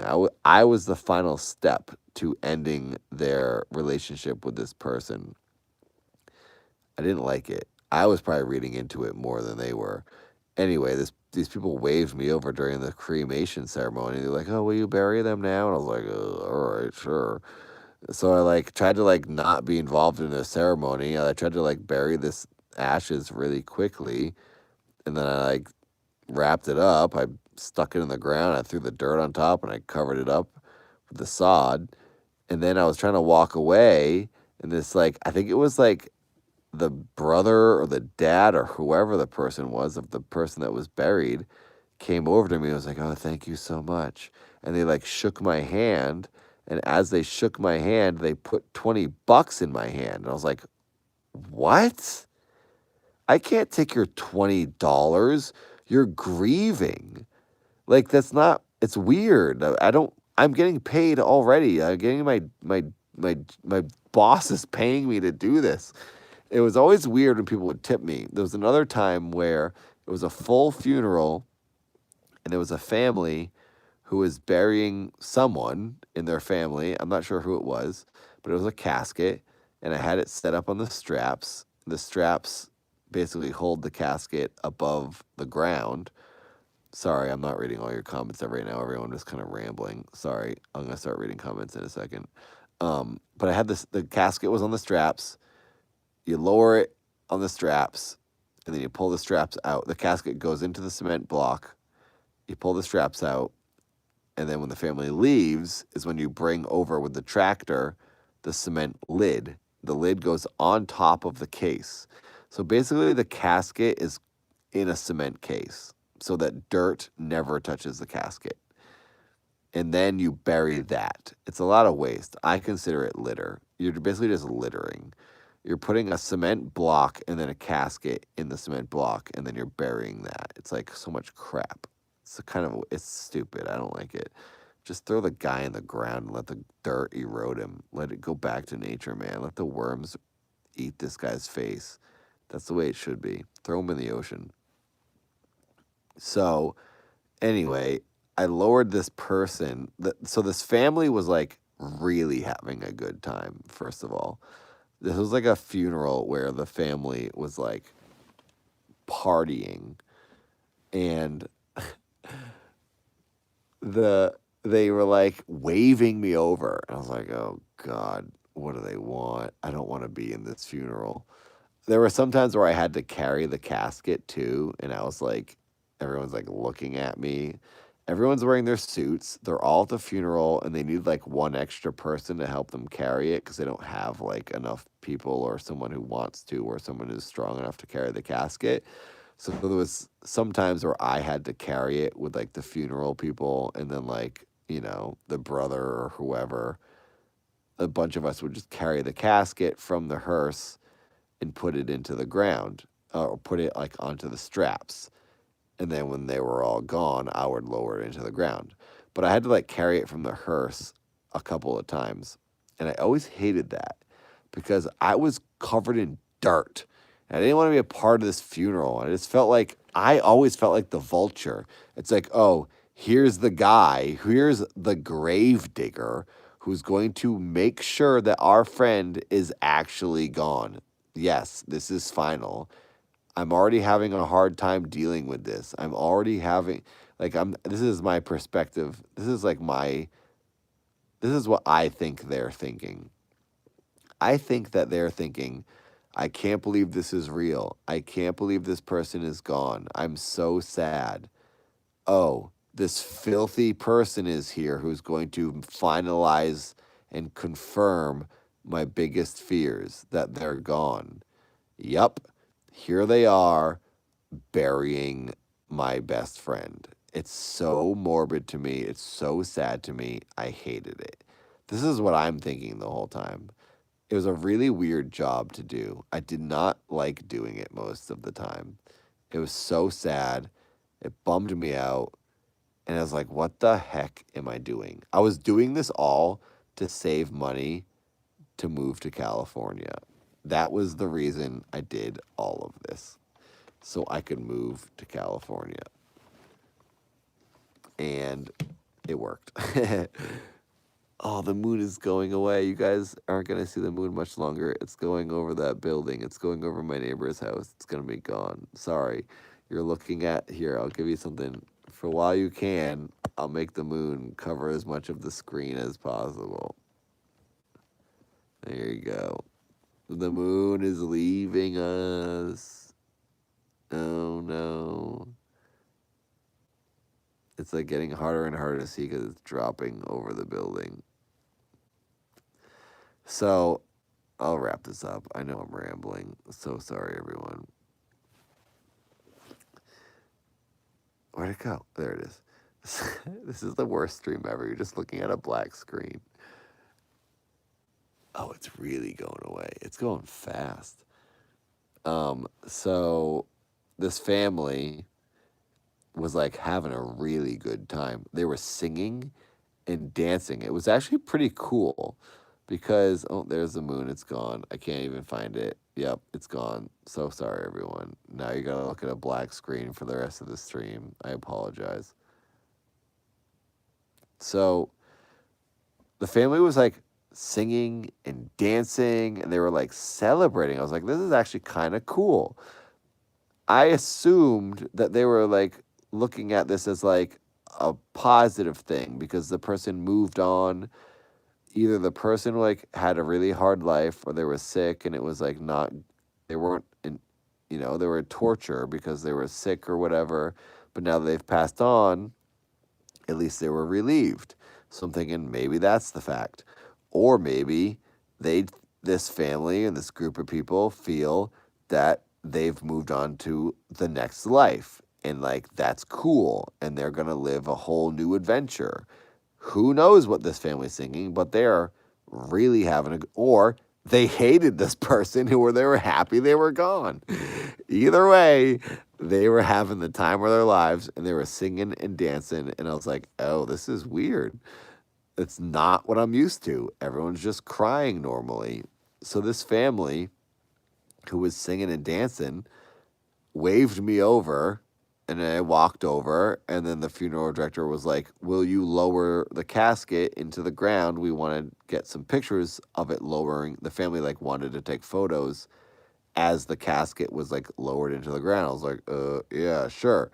So I went over to the straps. I pulled the lever and there's like a lever you pull and it just lowers the casket slowly down. Gravity pulls the straps. Then it lowers really slowly into the case. And I did that, and they all started taking pictures as this filthy 23-year-old is dropping the casket into the ground, dropping their best friend into the earth. So I like turned my face away so I wasn't like in their actual photos because I felt weird being the vulture who was removing their friend from their lives. So after that, I lowered it. And they kept singing and dancing. And then after they finished up their service, because they just wanted to see it go into the ground, and then I pulled the straps out, and then I didn't put the lid on, which is like the cement lid. That's like the final step. You put the cement lid on. You need the tractor for that, and they were like all in the way, so I couldn't do that. So I lowered it to the ground. That's what they wanted. They took photos and whatever video, and then they all started leaving. And then when they were done, I did the burial and I covered it up and threw dirt on it and all that. But that was the first time I was like, these people are partying. It was the first time I ever ran into a situation where people were like looking at this as like a good thing. And it was kind of cool because like that's kind of like what you should think. You never know where the heck you're going to go. You don't know what is next. You don't know where you're going after this. We don't know anything about the universe. We don't know anything about the universe or what the heck is really going on in the world. So maybe we should be like, holy crap, we got out of the prison planet. We got out of this purgatory. Like we very well, as great as some of the things are in this world and on earth and in this life, like there's a lot of amazing stuff and experiences, and like love is great and food is great and friendship and artistic creations and all the things we experience that we all love are great. Imagine that things are 1 million times more exciting after this. We do not know. We have no idea. We're bugs. We don't understand what's going on at all. So we could very well do something super exciting after this. And this is just like the purgatory phase. This is just the standby, boring phase. And all the bad stuff that happens on this planet, like all the murders and all the racists and all the Trump a-holes. That's because we're in the prison phase. So things could very well be better after. And this family might have already known that. And they were like, yes, they're out of here. And they're now into like the Euphoria universe. We all could very well go to Bora Bora after this and live in eternal bliss. So I don't want to say that we should rush things. We should enjoy every phase that the universe places us in. And we're here now, so make the most of it and have a good time. But maybe we shouldn't be afraid of dying because we do not know. I know it's inherently scary, which tells me some things like, oh, human nature makes me afraid of it. Maybe there's a reason to be afraid of it. But I think the reason we're supposed to be afraid of it is because we're not living it up as much as we're supposed to be. You're supposed to have as much fun as possible right now because of the fact that you're afraid of it ending. So live it up. And then when you're 100 and you die, you go, all right, I'm ready. I did it all. I partied the hardest. It was tight. And then you're okay with moving on to the next phase. I don't know. This is just what I choose to think, and this is what my brain has told me.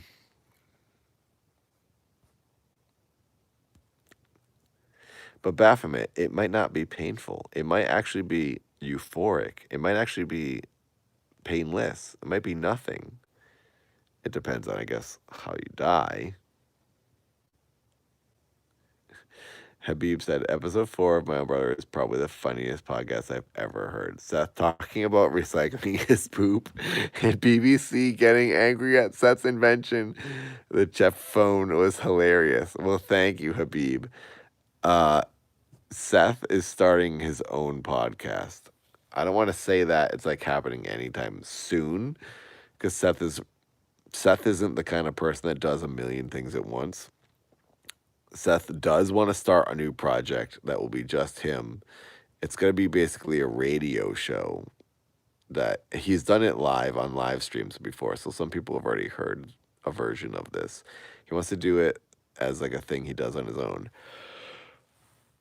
So if you like My Own Brother, we're going to do one more episode. We'll probably do actually not just one. We'll probably do a couple more, but there will be at least one more episode of My Own Brother.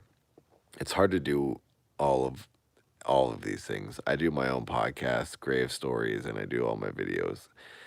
So My Own Brother's a little tough. And Seth might be in England for a little bit with his girlfriend for a few months. So it's going to be hard to keep doing things like that. So we're trying to like wrap it up for the time being. So if anyone's supporting, Seth was actually thinking about stopping his Patreon altogether. But the thing is, like, I know he needs that money. So if people aren't feeling satisfied with what they're getting, obviously don't support on Patreon if you're not getting what you want. But he's going to start something new. So maybe you can go back and sign up again if you like what he's putting out later on. All right, let me just read some comments here. I think so too, Moonstruck. It's definitely. Ugh, sorry, I'm so tired. It's definitely the fear of the unknown. And that's like definitely what humans are afraid of.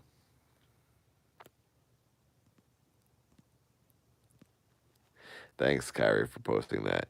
If anyone does want to randomly donate something to My Own Brother, I will tell you, he is incredibly poor. Like, for real. Seth, click that link that Kyrie posted. Seth's got Streamlabs that goes directly to him, and you can support his Patreon. He has a feature film coming out. He's been working on it every single day. He went out for the past like 2 months and recorded audio of footsteps in the exact spots he filmed. He did so much Foley work recording audio for this movie so that he wouldn't have to pay as much to the audio mixer who would have to like make all the audio. Then people donated to him when he was doing live streams to cover the audio costs. He's been working every day to make this movie complete. He made a full feature film. It's a major undertaking. There is so much crap involved with making a movie. It's sickening. It makes me honestly just want to stop filming everything, the amount of work that I have to put into even just making my videos and short films. And so I did a whole feature. I honestly just would rather just make the podcast and relax. I'm 39 for crying out loud. I've destroyed my brain and my body for like my whole life for like no views at all. I kind of just want to do the podcast and make my life easy. If people would support on Patreon for the podcast, if I can make $70,000 a month, like these other people I know who have podcasts, then holy crap. I mean, I would never do just the podcast because it's just not the way I am. I would use all that money to make films, like full feature films. I still can't believe these people are making that much money. It doesn't make any sense to me. How can podcast audience members, how can people want to get, that's so much money. That's so much money. Like for real, 70, I mean, there's like other ones that probably make more. $70,000 each month. So what the heck is 70,000 times 12? That's a year. I only make $1,700 a month. And I do more work than any person I know. I'm putting up so many videos and I'm doing a podcast. It makes me think maybe I could do just the podcast. Granted, that's not what I want to do. I'm not trying to take the easy way out. I do things that I like to do. I love filming and I love acting. So I will always film stuff and make a series of some sort. Speaking of, wait until you guys see what's coming. I'm already saying too much. Wait until you see, guys. Wait until you see, guys. Oh my goodness. Oh yeah, you should all check out Solar. My brother Seth made a short film called Solar. It's like really good. It's on my Vimeo account. There's some link somewhere. Yeah, Habib, that Joe Rogan money.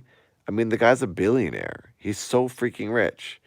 There are people who have podcasts that are incredibly rich.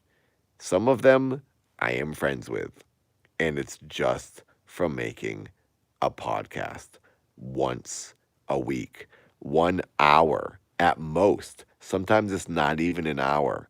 1 hour a week of just audio.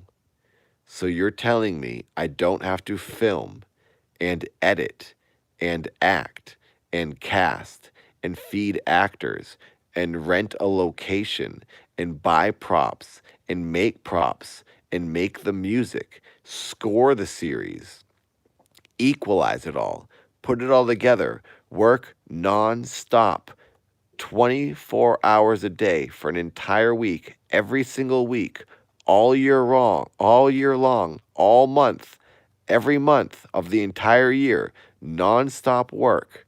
I don't have to do that. I do that now and I make $1,700. Or I could make a podcast and make 10,000 times more money. That just blows my mind. It just blows my mind. I don't understand that. This is insane. It's insane. Podcast audiences love podcasts. I think if I tap into the podcast audience and I can convince and trick and fool people to listening to my podcast people, they all tend to be older. They're all about late 20s to early 40s. Those are the ones who support. It's older people. So the podcast supporters are older people. They have money and they'll donate and they'll support for the podcasts they like. Video YouTube audiences are younger. They're late teens to early 20s. They don't have money. They can't support. This is the information I've discovered as I've done my personal research. So I'm doing both. I am SAG. Yes, I'm in the Screen Actors Guild. Yes, it's true, Baphomet. Older people have money. Not all of them, but the podcast ones do. The ones who love podcasts have money and they want to spend it on the podcasts. That's for sure. So, my plan is to make the videos because that's what I personally love to do. I'll make the videos, and thanks to people like you, I will be able to continue making them because you all support me. I love you. Thank you all. And then my secret plan is to do the podcast and get freaking filthy rich off this new podcast audience that's gonna show up. And they're gonna support me and give me $70,000 a month like all these other podcasts. That's my plan. That's it. So we'll see what happens. I just like making stuff. I just like putting stuff out there. I just want to keep creating things. I have too many ideas. I like doing stuff. I like being busy. I like making crap. So I'm just going to dump it all out there. And if I can stay alive while doing it, great. Maybe I'll get lucky and I'll get a pile of new people that'll show up for the podcast. And I'll be able to stay alive and actually make some savings and buy a house someday. We'll see. But if you guys can at least, you guys are the ones that will start it off. You guys are the ones that will share it and bring it and show it to the new people who will bring all that money in. I got to get a little bit of a base audience going. And then eventually the new people will show up. So the more people that listen, it's a podcast. The more people that listen to my podcast, Grave Stories, the more people that rate it on iTunes, write a review, subscribe to it. It really does help me. It helps build a base audience. More people will show up. If you tell your friends if you have friends that like podcasts specifically and they're like listening to podcasts, like I have a lot of friends who love listening to podcasts, and then I have a ton of friends that would never listen to a podcast ever. I personally lean more towards never listening to podcasts. I personally don't really listen to podcasts. It's not really my thing. But I do listen to two. I listen to Mark Maron sometimes, and I listen to Lore whenever I'm on a road trip. Anytime I have to drive somewhere that's like an hour, even if I'm just driving across LA and it's going to take me like a half an hour or an hour, I will listen to Lore. It's a podcast that I really like. It kind of talks about spooky stuff. So I'm not even the target audience. So I don't blame any of you if you're not. But if you do know people who like podcasts and particularly spooky stuff, spooky things read by a moron, a goofy moron who can't even read the stories because he's so afraid. I will say the 5th episode that's coming this Friday, I messed up the least. I'm doing a pretty good job of making it through these stories without stumbling over the words. Well, Habib, so my own brother is very different. My own brother, the ladies and gentlemen lounge, oh my gosh. Yeah, my brother Seth has some really insane inventions. Seth is really good at coming up with unique catchphrases and ideas for things. Seth's brain is amazing. But my ghost stories podcast is more, I would say, of a traditional. I don't know if no, I should say traditional. It's more of a traditional podcast, though. My own brother is mayhem. My own brother is truly crazed mayhem all the way through. It's me and Seth and Paul screaming for an hour. It's insanity. And Seth saying crazy ideas and us going, "What the heck are you talking about?" But Grave Stories, my new podcast, is just me reading real first-hand accounts of actual ghost stories that have happened to people. So it's very, very different. But the thing is with my own brother, Helly, and everyone is talking about my own brother right now. Well, thank you, JRW. Thank you for listening, and I'm glad you like it. Thank you, thank you. I hope you've been listening to the podcast version that I've been putting out the past week. Rebecca, thank you. I hope you enjoy it. Oh, thank you, Habib. Thank you for doing that. Thanks for subscribing. I appreciate it. Big time. Like, for real. My own brother was also a video podcast. It was on YouTube, so you could like see us. So really, it was just a video series. It was like technically a podcast because it also went on iTunes, but for the most part, it's just a video of 3 friends screaming at each other. So it's very different than any other podcast I've ever seen, specifically my new one, Grave Stories.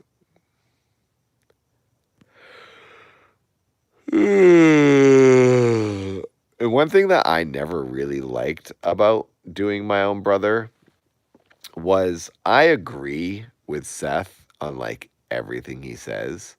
And I think what he's saying makes sense. And I often think almost the exact same thing as Seth. But on the podcast, we understood that the dynamic that was funniest was to have me and Paul questioning Seth and questioning his logic. And I would often be like, "Why are you doing that? That doesn't make sense. Why would you say that?" Because then he would defend himself and he would state his case, which was always hilarious. So I was often playing a role on my own brother that I didn't actually agree with. And I would always say things to him that I don't say in real life. So when Seth would tell me his ideas in the house during the day, we're just living here together, I'd be like, "Oh, yeah, totally. I agree. I say this," and I would just agree with him, and we'd talk about we both feel the exact same way about these things. But for the sake of the podcast, it was funniest if Paul and I were always opposing him. So I was always playing a role on the podcast where I opposed Seth's crazy logic. And I didn't like doing that because it wasn't really my true self. Because I agree and think all of Seth's ideas make sense and they're really funny. And I often just want to be like, "Yeah, that's amazing. Oh my gosh, such a good idea. That's so cool. Blah, blah, blah, blah." But it was weird. We learned that it was sounded best for me and Paul to both be. Paul always was like, "Wait, wait, wait, wait, wait, wait, wait." Paul's natural perspective and attitude towards all of Seth's ideas were always to question them and ask him why the heck he would do that. Because Paul is very straightforward and very logical. I am not like that. Seth and I think the exact same way. So I would just do it for the sake of the podcast to have the dynamic going. And that was something that always bugged me about my own brother. So I'm just saying that here.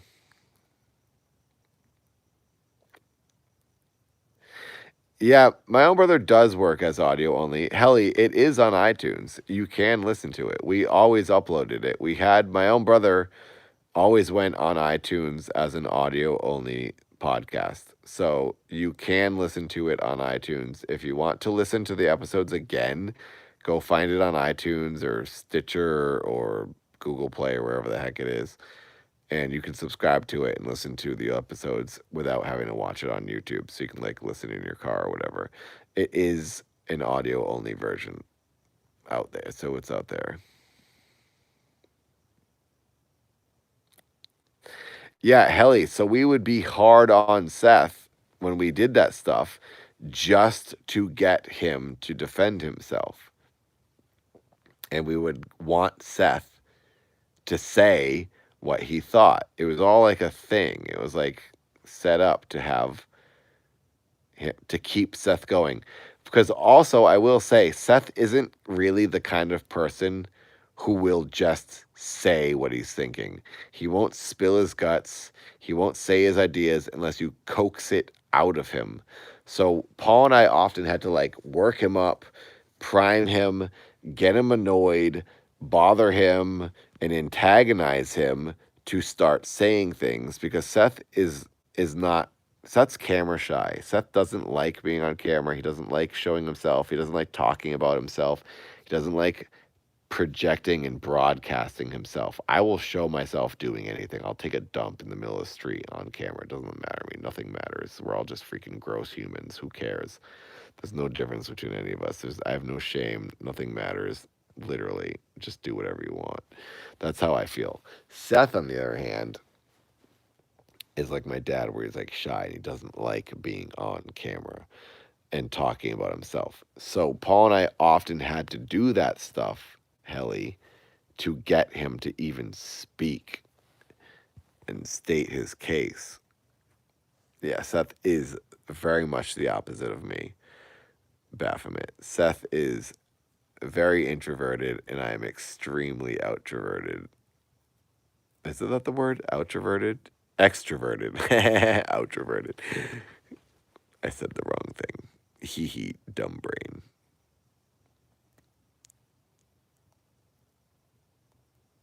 No, Habib, that's not why my own brother started. My own brother started because Paul and I were like, Seth, you have so many funny ideas. You have so many weird ideas that are like good, and your logic is crazy. We need to do a podcast.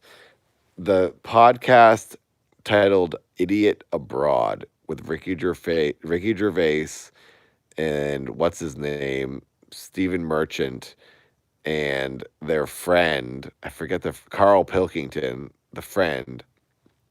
We all loved that. We all loved that podcast. So we realized Seth was Carl Pilkington. So we were like, we should just film ourselves talking about all your inventions, Seth. And that's where it started. We were like, we need to capture, because Seth would just tell us crazy stuff all the time. And like, I'm aware it's insane, but at the same time, I'm like, that makes a lot of sense. That's a pretty good idea. But I always played the angle of the straight man in the audience who was like, wait, why would you say that? So that's where it started. Seth didn't even want to do it, and he still doesn't like doing it. So I think we're gonna do one more. It'll be on YouTube. It'll be on my Nathan channel, and then after that, there'll be Seth doing his own podcast or his own radio show, as he's calling it. It's a radio show. I'm the kind of person who knows what it takes to get content. I know what it takes to get something out of someone. I know what it takes to get the things we all want to hear. I know what the audience wants. I know what's good for plays and for clicks. So yes, Slugworth, I am the antagonist because I will do what it takes to get the good content. And I do it to my own brother.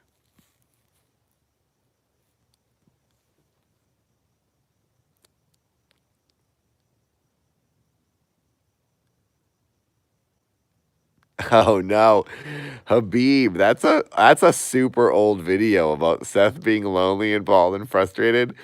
That I will tell you, that is Seth leaning into the character of Cheffid. That is Seth. Seth was never truly that extreme. The internet version you see of all of us is always more extreme than the actual version.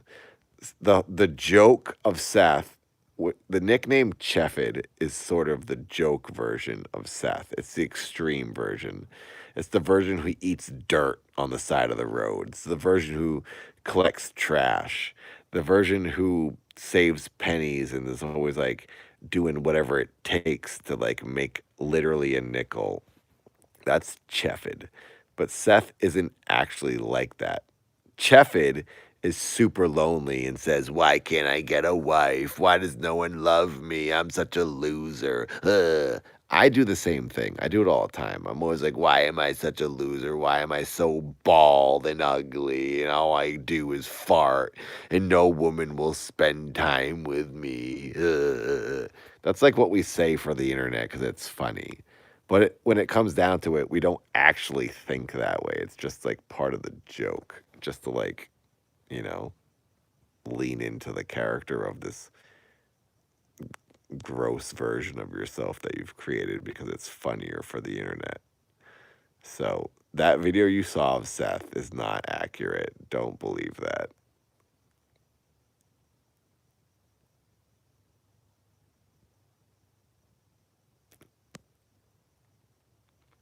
Good night, Z Starnes. Thanks for hanging. Yeah, it's definitely an exaggerated version of himself because it's funnier when once the camera is pointed at you, you become the extreme version because you know it's funnier. All right, I should wrap this up. Thanks for hanging out with me, everybody. You guys are just literally looking at a black screen. This is so funny. Thank you for $98. Dr. No Agree, you lunatic. Thank you for doing that. After the YouTube fees, we earned 98 bucks tonight. Thank you, everyone. That money goes to me, Tom, and Seth, and it helps us pay our rent. We are not getting any cheaper rent during COVID. Well, I shouldn't say that. We are technically getting cheaper. Our landlord took $250 off of our almost $4,000 rent. So great. Oh my God, Kaoken. Well, you didn't have to do that. I was just about to end it. Oh my gosh. Thank you, Kaoken. Now, thanks to Kaoken, we are at $102. So thank you. Basically, we each got 33 bucks. That's a pretty good night. You helped all of us stay alive. Thank you, everyone. Thank you very much. Thanks for hanging with me. Thanks for listening to these long, long ramblings. Please watch the new dad video tomorrow. I know there's only 35 of you here, but I'll take all 35 views. And listen to the podcast. If you like podcasts and you like ghost stories and you like me, win, win, win. Yeah, Jeffed emote. That's a perfect emote. My own brother. It is the height of his ugliness when his hair was super long and super bald at the same time. That was when Seth had his youngest, like, I don't even want to say it. Seth was dating a girl who was like very young and very attractive. Not I shouldn't say very young. They were like almost the same age. But she was like cliche hot. She looked like Pocahontas and he looked like a homeless man. It was so weird. she was like super hip and cool. And she loved Jeffen's hair. His hair was so long and it was only on the sides of his head. And then he bleached it.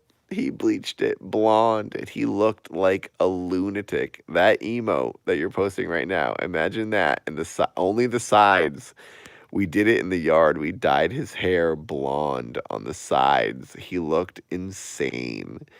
And his girlfriend was like this hip young girl. And she's like, I love Cheffin and his funky hair. It was so funny. We're like, what is going on? The universe is insane.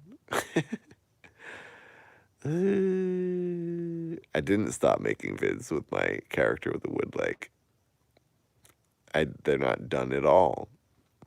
I'm doing other things right now. Nothing has ever stopped JRW. I'm not going to do the same thing forever. I'll say that. I'll never do the same character until the end of time because it just gets boring and you can't reinvent it for the rest of your life. No television show goes forever. No internet series goes forever. And if it does, it shouldn't because it gets boring. So I start doing other characters and different things, but no character is ever like over forever. So watch the Dad channel. That's what I'm doing right now. And honestly, I think it's the most interesting thing I've ever made. So I know a lot of people are like, no, I like Keith Abacary. I like your physical comedy. And a lot of people like won't watch Dad because they don't like it.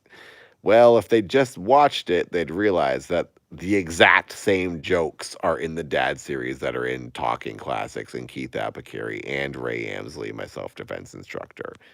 I'm the same person. I make the same kind of stuff. It's all the same. Exactly. See, JRW is the exact person I'm talking about.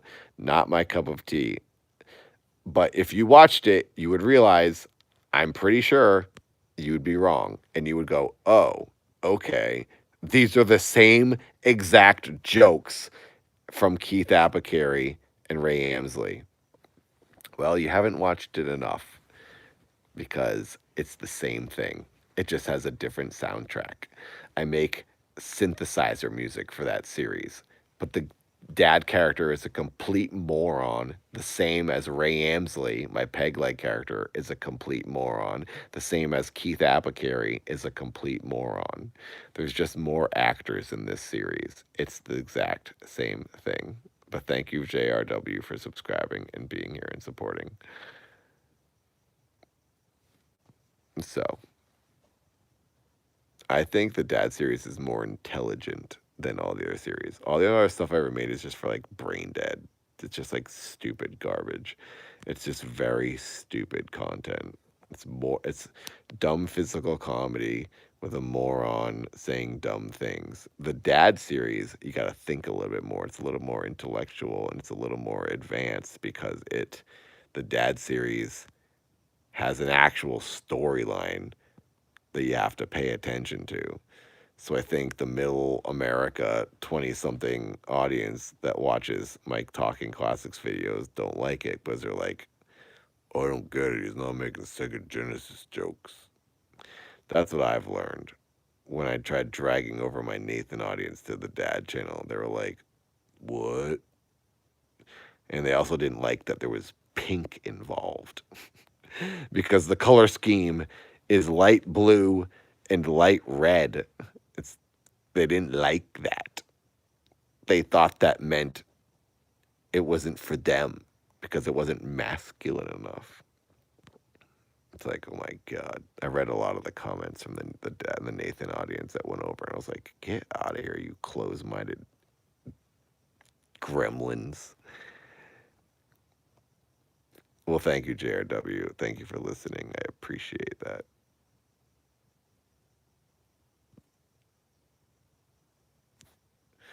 All right. Time to wrap it up. Well, thank you, Helly. I appreciate that. I try to have cleverness and wit to every single line I make. all the dumb stuff I do think about. I do write the jokes and I do contemplate all the lines. It's not like I do put a lot of effort into it. All the dialogue in any series I've ever made, I do sit there at a computer for hours writing and thinking and rewriting. So everything is, I do put a lot of effort into everything. It may not seem like it, but I'd really put a lot of effort into everything, like literally every sentence. So thank you for appreciating it. That makes me feel like it's worthwhile.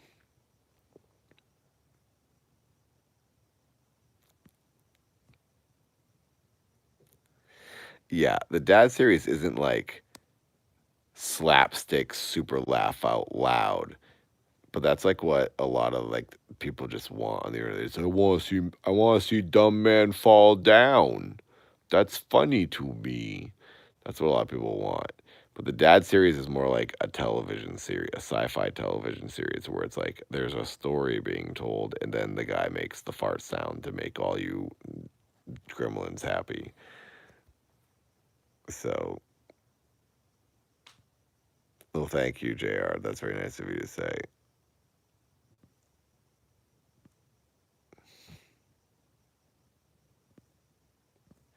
See a slug.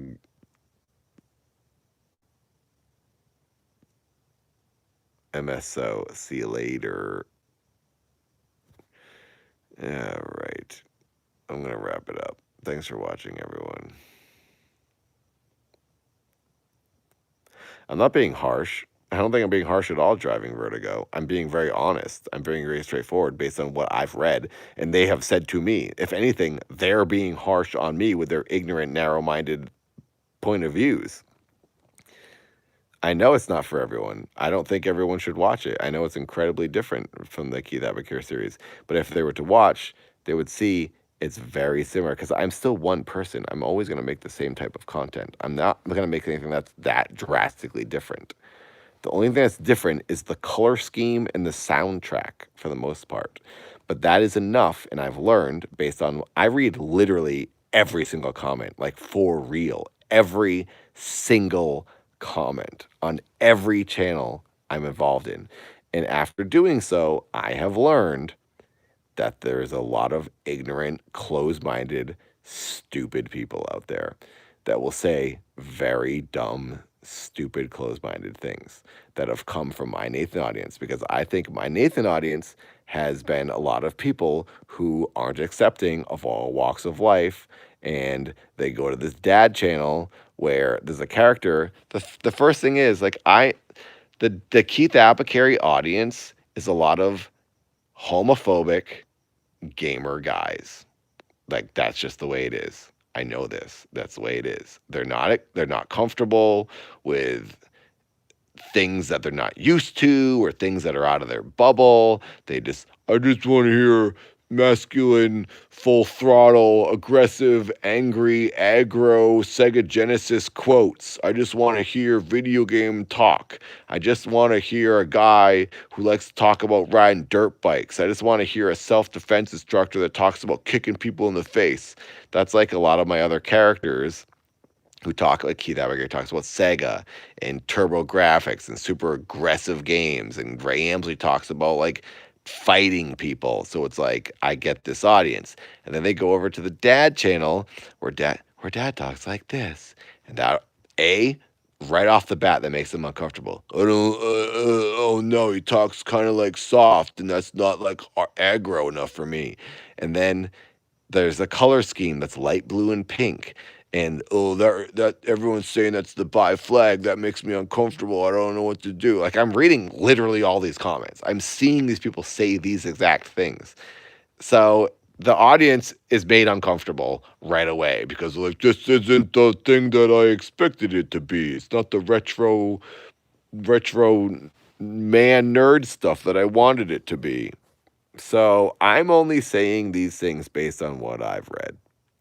I'm not being harsh on the audience. I think the audience needs to open their freaking brains and accept everything and stop being closed minded. But at the same time, I don't think they need to like it if they just don't like it. If they don't like sci fi soap operas, with fart jokes, then that's fine. But that's not the case. I'm reading their comments and basing my opinion on the things they say, which I often have to delete because it's super close minded. That's what I will say to that driving vertigo.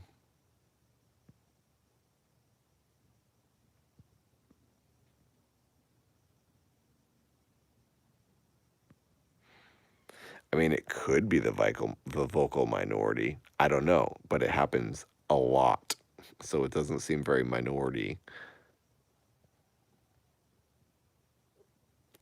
Yeah, Lady Malora, that's another thing. The bi flag is, I think, purple, or like light blue, purple, and pink. The dad colors are not the bi flag. They're not. I will say that right now. They're not even the right colors, but they are similar. So bi people will often say lo-fi bi flag pride when they see like the dad face mask and the dad wall colors. They'll say that, but it is not that. The dad colors are red and blue. That's the way it's always been. I have red on the wall, and then I have blue. I have red and blue on the wall, and then the fade in between is like a pink and a light blue. But people will often, I think, jump on it and say like, "Oh, buy flag colors," because it's like fun and cool for them to like associate dad with that. And dad is also very supportive of like every single type of person, and dad supports like the LGBT community. So I think the dad audience just likes to, there's also a very very very large audience. The LGBT community is very big in dad's audience, and I think that's cool. So that audience is very present in the comments, and I think all the other audience members who aren't that see it and they get nervous because it's different from what they're used to, and it freaks them out because they live in their bubble and they're like, oh, people are different. So this is what I'm saying based on what I've observed, and I read actually every single comment on the Discord and on YouTube. So I think there are some people who are like, is this like a gay series? They just don't understand. And I'm like, no, it's just a red and blue wall, man. That's all it is. But if these people want to celebrate what they want to celebrate and associate dad with that, that's cool with me. So, anyways, I, for one, am accepting of any person of any kind.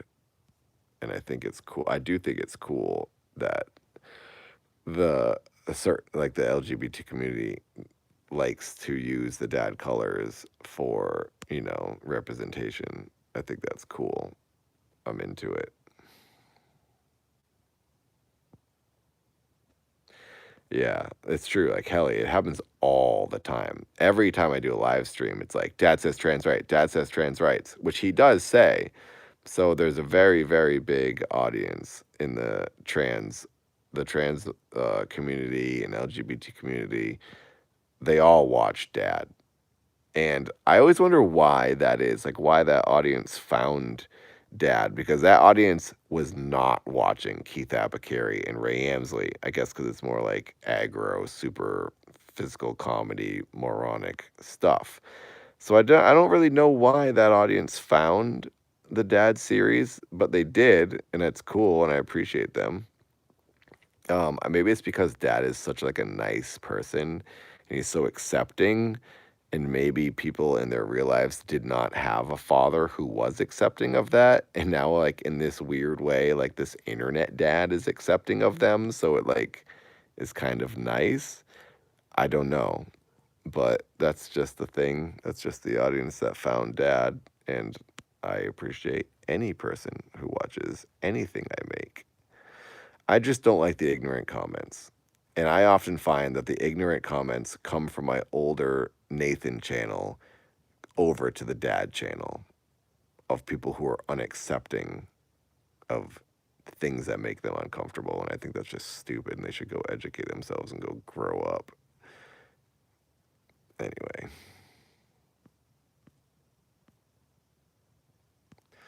trying to read some of your comments now.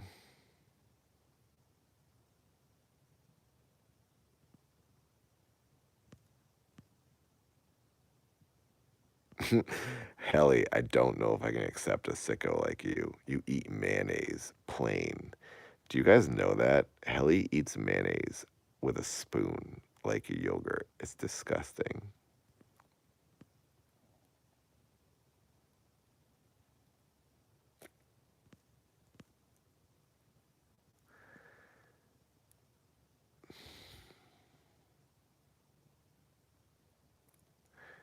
There's a lot of comments. I'm trying to scroll up and see what I've missed.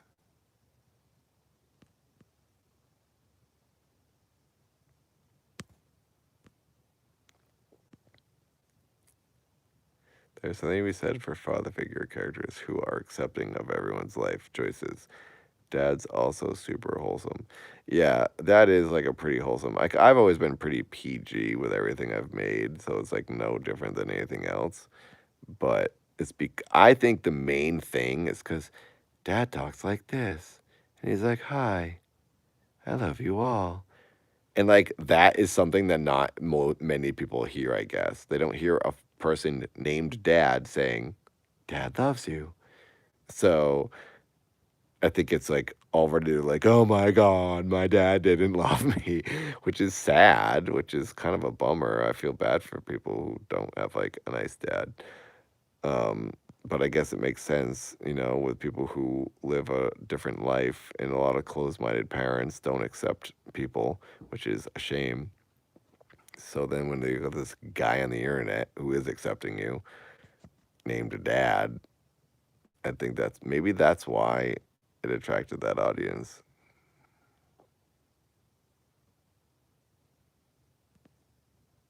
Well, thank you, Average. I don't know why that is. Like, why is that? Why does the voice throw people off? He just talks like a robot. He just says, "Hi, I'm Dad." It's just a robotic voice. Why is a robotic voice hard to accept? I don't understand that. That's something I've seen from a lot of people. The voice is like weird and off putting. Why? I think it's because it's a guy. It's a guy speaking like this, and it makes people feel uncomfortable or something speaking like that. But if it was a woman, they'd be like, "Oh yeah, cool." When if it's a woman speaking like, "Hello, I'm a robot," like women and men are more accepting of a woman speaking that way. But when it's a man doing it, it's weird and off-putting. I don't understand that. What is the difference? When you watch the movie Ex Machina and it's a attractive woman speaking like that, literally everyone likes it. Everyone's on board. Super cool. Yes, please. When you watch Poppy, everyone's on board. They're all into it. But then if you have a bald man doing it, I think that's an actual shame. And that's really sad that it's off putting. I don't like that, and I don't agree with it. That's judgmental. A bald man can do a robot voice the same as an attractive 20 something female, and it can be not off putting. Give me a break. But Bean, if a woman talks like a robot, it doesn't throw people off. It drags them in and they all want more of it. But when a guy does it, it's weird for some reason. The Avenge Chilios, why does it make you feel weird? Why? Like, look into it. Talk to a therapist about it. Dive into the psyche of why you think that affects you. I need to know these answers. What is the psychological breakdown of why it makes people feel weird when a guy says, "Hello, my name is Dad. Everything is fine." What is wrong? Why? That's not maybe because I have a really nice dad and my dad loves me and I say I love you to my dad and he says I love you to me as well. And I'm 39 years old and we have a regular, normal human relationship that everyone should have with their fathers. Maybe because I have that relationship, it's not weird to me to hear a person that is a man speak nicely to people. Most people don't have a father figure who's nice. So maybe that's why.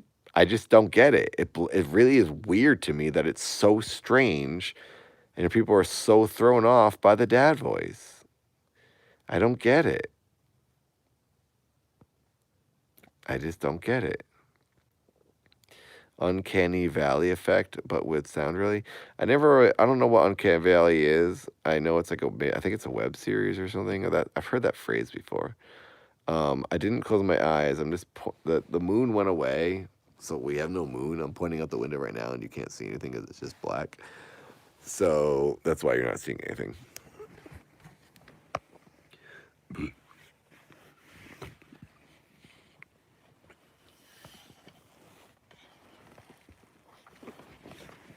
Trying to find the plug to the phone now. Where the heck did it go? There it is. Yeah, I got it.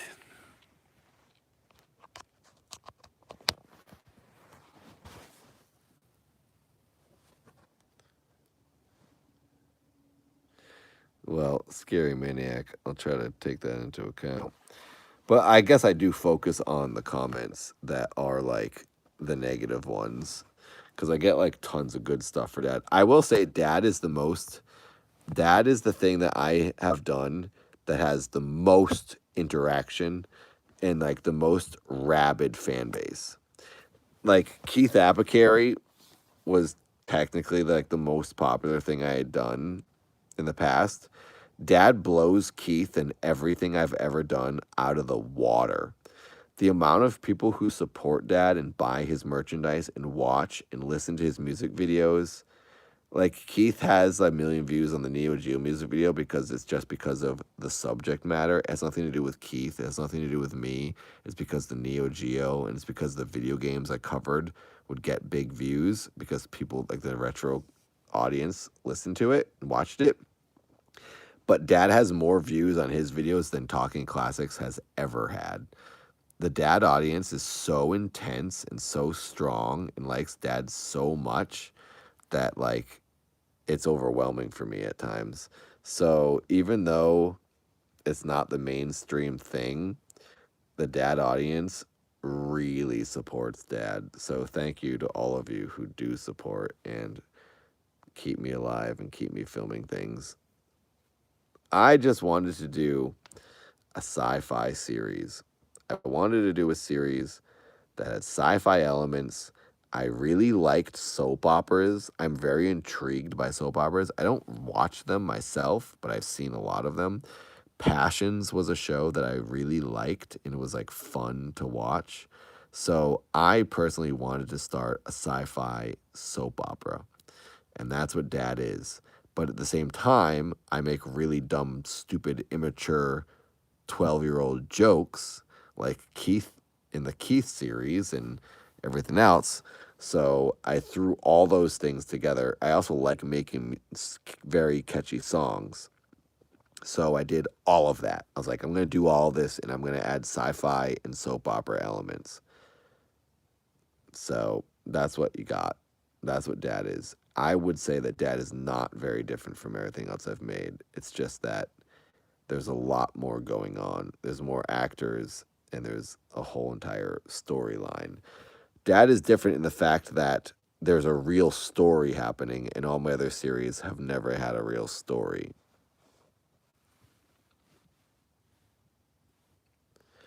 Anyway, sorry, I just keep going on.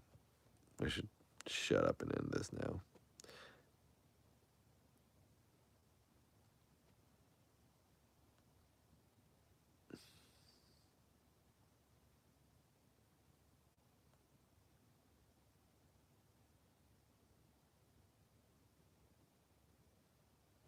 I'm trying to read your comments.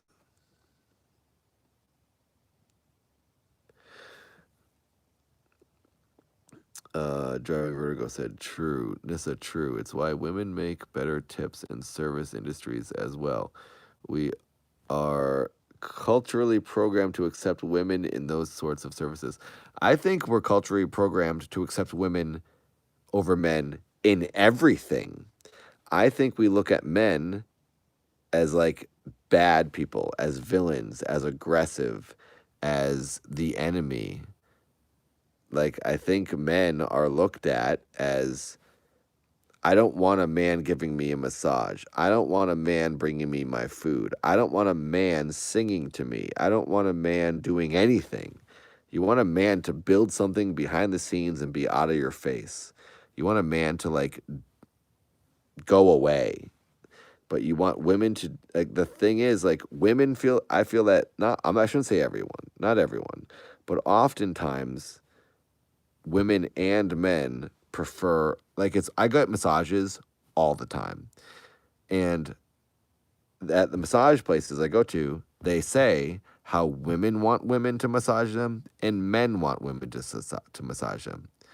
It probably has something to do with how men are inherently jerks and creepy a lot of the time. So it tends to make women not want the man because they're afraid the man is going to come on to them or something. And men don't want the man to massage them because they're homophobic, or they'd rather just have a woman touch them because they want a woman to touch them. I get massages from men every single time. I'm a straight man, but I always say yes to a man because I feel bad for the men masseuses who always say no, who get told no. It doesn't matter to me what your sex is. I just want my back rubbed. If you're good at rubbing my back, great. That's what I want. I will say the number one best massage I've ever had in my life was from a blind man. This guy couldn't even see, and it was the greatest massage I've ever had because I think he was better with his hands because he couldn't see, and that's what he does is he feels things. It was so good, and it was amazing. And the guy was like over 50 years old. So I'm against all that. I like to break stereotypes, and I don't like falling in line with society's dumb logic. But I do look at things like that. Like women are like the fairer sex, and they are like if according to society, I shouldn't say fairer sex as in that's factual. I think most people think women are more pleasant and softer spoken and gentle, which is true. Men are loud and aggressive. Like, listen to me, I'm a freaking ranting and raving over here. I'm a dang jackass. But that's like in all walks of life. And it's kind of a shame that men have ruined it for themselves and society has sort of ruined it for men as well, where things are like we're setting it up so that men are the bad guy. But I think that's on men and also a little bit of society to stop being lame and stop being freaking creeps because you're ruining it for everyone else, and that's not fair. Anyway, I know there's a lot more to it. It's a deeper discussion. It's not the same for every situation, but like, you know, I think we're all aware of what's going on. But I think this all does relate to why the Dad series is weird for people to hear a man speaking like this. It's not what they're used to hearing. And if someone off the street watched the Dad series, you'd be like, oh, this guy's creepy. Because he's bald, and people relate bald people with perverts and people who sit in vans and are predators, which is really a shame because I didn't ask to be bald. I'm not a pervert. I'm not a creep. I think I'm a nice person. But movies and TV and history have made bald people into perverts, and it's really annoying, honestly. Every audition I ever go out for is weirdo, creep, pervert, and it's like, shut up, get out of here. You know, not all bald people are weirdos. Just because I don't control this. It's not my fault. I'm a nice person. I have respect for people, but I'm aware that that's the way people look at people. And that's like the stereotypes they put on people. So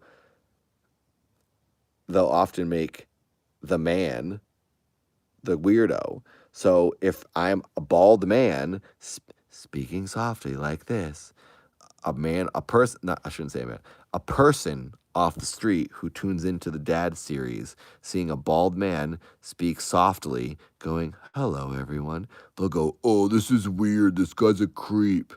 But if you took any woman of any kind and had her speak like that, then people go, oh, cool. I like this. And I say, that's a shame. That's a bummer. Open up your minds. Stop thinking. Stop telling everyone. Stop letting everyone else tell you what to think.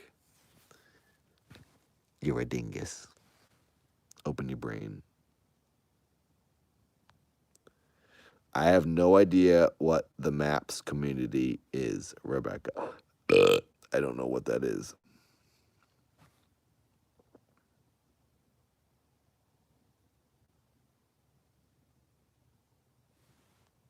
Why do you feel uncomfortable about the voice? Average Chilios. I don't understand that. Why does the voice make you uncomfortable? He speaks like a robot. Have you never watched a sci-fi movie where a male robot speaks? Are you uncomfortable when you watch the movie AI and what's his name? Um, what's that dude? He's got the hairline. AI, the robot. Later in the movie, I keep wanting to say Jared Leto, but it's not Jared Leto. It's the British guy. He's a robot, and he speaks like this.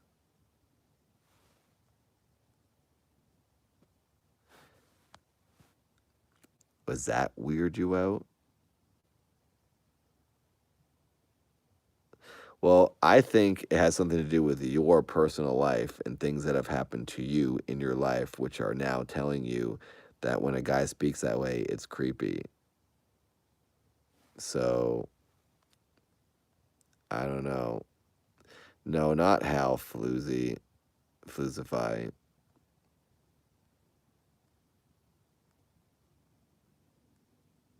Rebecca, I have no idea what that is.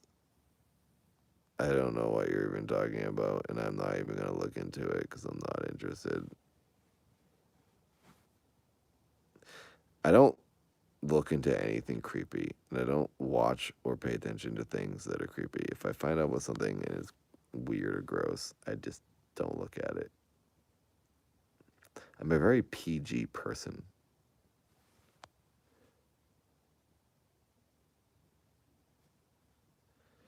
Everyone's opinion matters, Miss Muniz.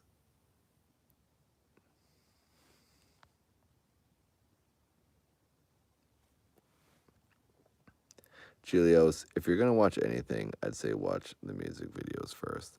But at the same time, I don't think you have to like it. You don't have to like any of it. I understand not everything is for everybody. But I do think that a lot of my Nathan audience wrote the Dad series off and were like, this is weird. I don't like it. It's too weird. And they didn't even give it a chance. When if they really watched it and thought about it, like someone like Helly, who knew of me from years ago and watched all my Keith stuff and Ray Amsley stuff, Helly likes it because Helly sees it's the exact same thing. It's just a different format and a different series. It's the same dumb jokes. If anything, it's better because there's a lot more production value. Spending my entire life savings making this series.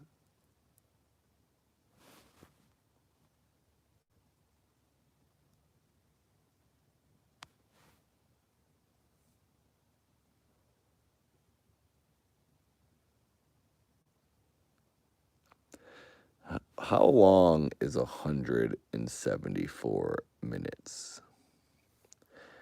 How many hours is that? Is that 174 would be 2 hours, 3 hours? Yeah, almost 3 hours.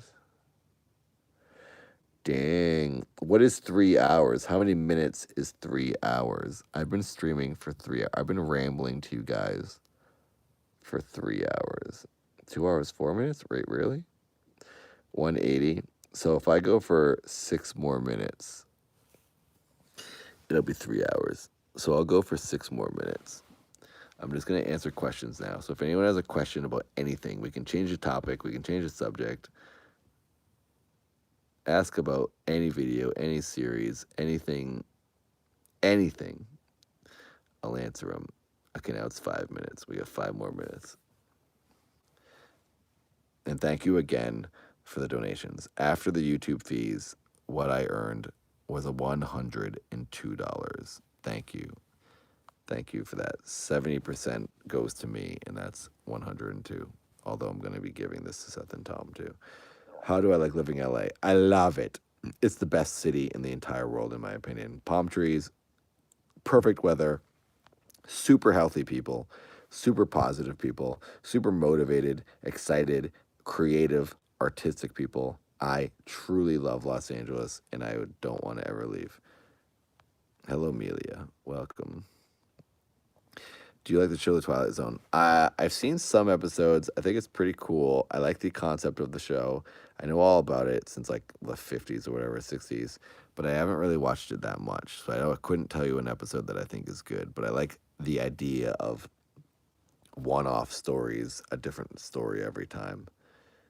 My favorite pasta dish, I don't have pasta. A favorite pasta dish, I don't really like pasta. What maybe I want to start acting? I have no idea. I just wanted to when I was like a teenager. And I started doing it when I was a teenager and I didn't stop. Yes, Evie, this is still live. I can't handle this pressure. Are you going to appear at Free Play Florida? No, they're not. I'm pretty sure they're not going to do Free Play Florida. I don't think there's any convention happening for like another year from now. I think 2022 is when things will go back to normal. I don't think there's going to be a convention for a very long time, a video game convention. X-Files, I will say yay, even though I never really watched it. I've seen like 2 episodes.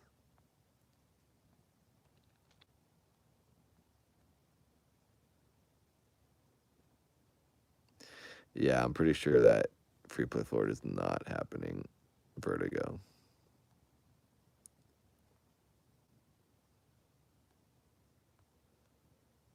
Do you like mac and cheese? Yeah, I guess so. Sometimes. My first acting gig, I think, well, I don't even know.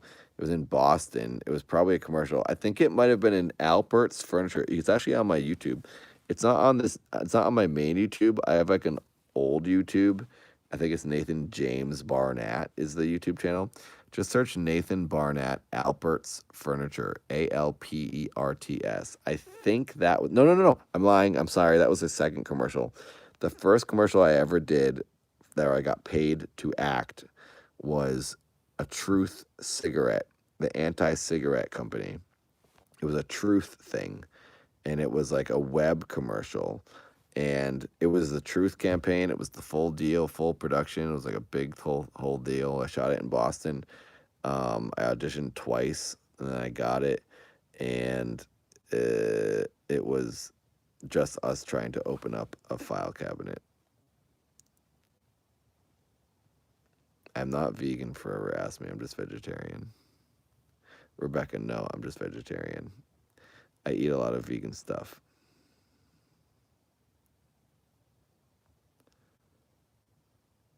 How am I good at throwing my body around? I don't know. I just do it. I don't think about it. I think anyone could do it if they just didn't care. They just wanted to. What's my diet like? I'm vegetarian. I drink a lot of water. And this isn't diet, but I exercise a lot.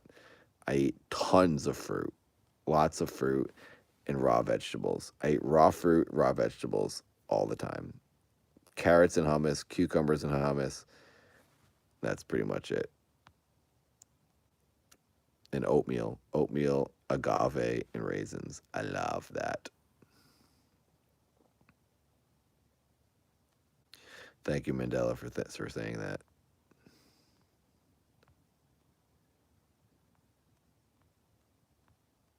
Favorite band? I don't know what my favorite band is. I like a lot of stuff. I like electronic dance music, Moonstruck. I really like things that I can dance to. The past 10 years have been very into just like different types of electronic dance music. But Moonstruck, I don't know what my favorite Saves the Day used to be my favorite band, like in my early 20s. And then I liked Beck before that. But now my favorite band, I don't know. I just don't think I'd have one. I'd say nay on becoming a spooky skeleton because I got a lot of stuff I want to do on this planet, so I don't want to be a spooky skeleton. Yeah, I don't think there's been confirmation. 9 Inch Nails. I don't know if your name is 9 Inch Nails, fam. NIN fan, but I'm pretty sure it's not gonna happen. Yeah, Helly, it's a real bummer.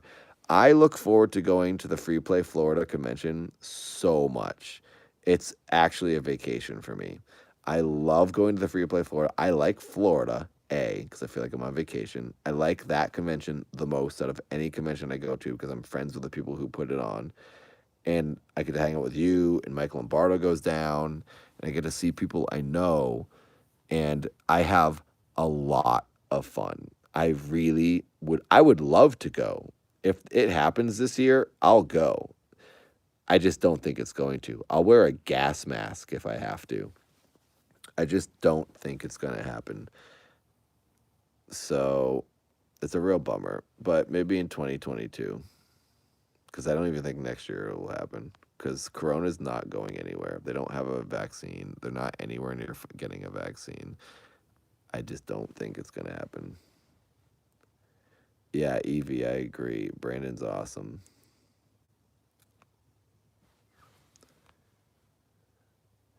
Have you seen any changes or stress from the impact over the years? And what is some advice for how to prevent it?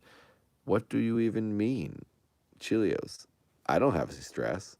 My life's fine. I just make videos. I just act like an idiot. I write stuff. I film stuff. My life is pretty simple. If anything, I personally have stress from doing too much work and filming too much, or editing is really the main thing. Editing starts to like really take a toll because I'm sitting and I'm doing so many hours of just editing, and I get burned out. But I don't know what you mean because I don't think I have the same stresses that other people would have. So it's hard to like answer that. Everyone has different stresses, and I don't know how to prevent it. I would say just, I don't know, take vacations, relax, hang out, do things that are fun. That's a very hard question to answer. You work so hard when you're there, though. Oh yeah, at Free Play Florida, you mean NAN? I know. I when I go to conventions, I do go very hard. I overdo myself a lot. I mean, I always do. I say yes to everything.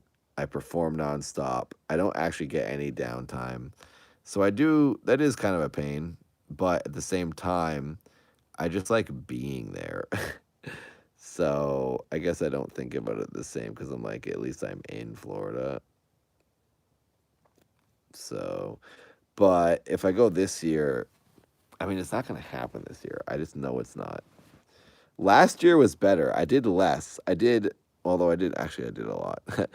I don't know if I did the Keith Apicary live musical show last year. I did 2 dad shows. I did 2 dad musical performances last year. Oh, then I did the Keith performance with the guy from Mortal Kombat. And then I did something with James Rolfe. I do a lot of live performances every time I go, and then I do signings. I'm in character as Keith Apicary like the whole time I'm there, and I'm sitting at my booth. So I guess I am doing a lot. I'm always like performing in some way. So if I go next time, whenever the next time is I go, I'm gonna try to just like be there as myself and just walk around, and then do like one Keith thing and then one dad thing.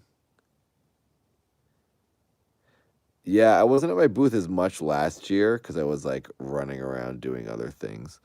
But the year before that, I was at my booth a ton.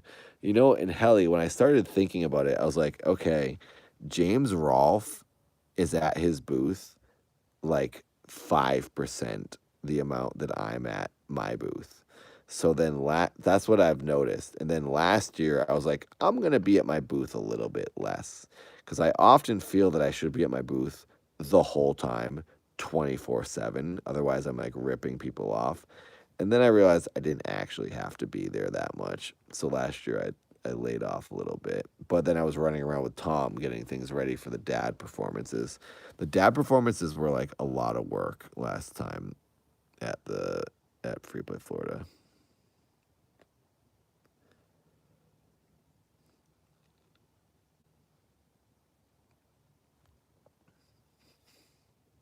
Yeah, I did do a lot of panels, I guess.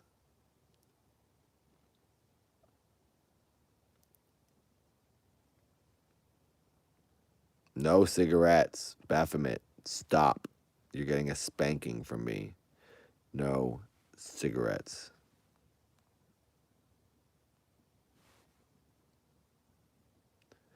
No, Vertigo. I didn't go to Disney. I've been there a lot, so I didn't really care. I don't go to Disney when I go there. I don't honestly just like sitting around. I did, I think, I don't know if it was last time or 2 years ago when I went down there. I went with my friend Becky. We went over to Disney, but we didn't go into Disney World. We were just like in the area of Disney. And I did a thing where like you can do a parasailing thing where like a boat pulls you and you have a parachute and then they let you up into the sky and you're just floating up in the sky as the boat drags you around some lake. I did that one year and that was so nice. I thought it was gonna be like kind of scary, but then once you go up in the air, you realize it's not at all and it's like so quiet in the sky. I couldn't believe how quiet it was up there. It was honestly like silent.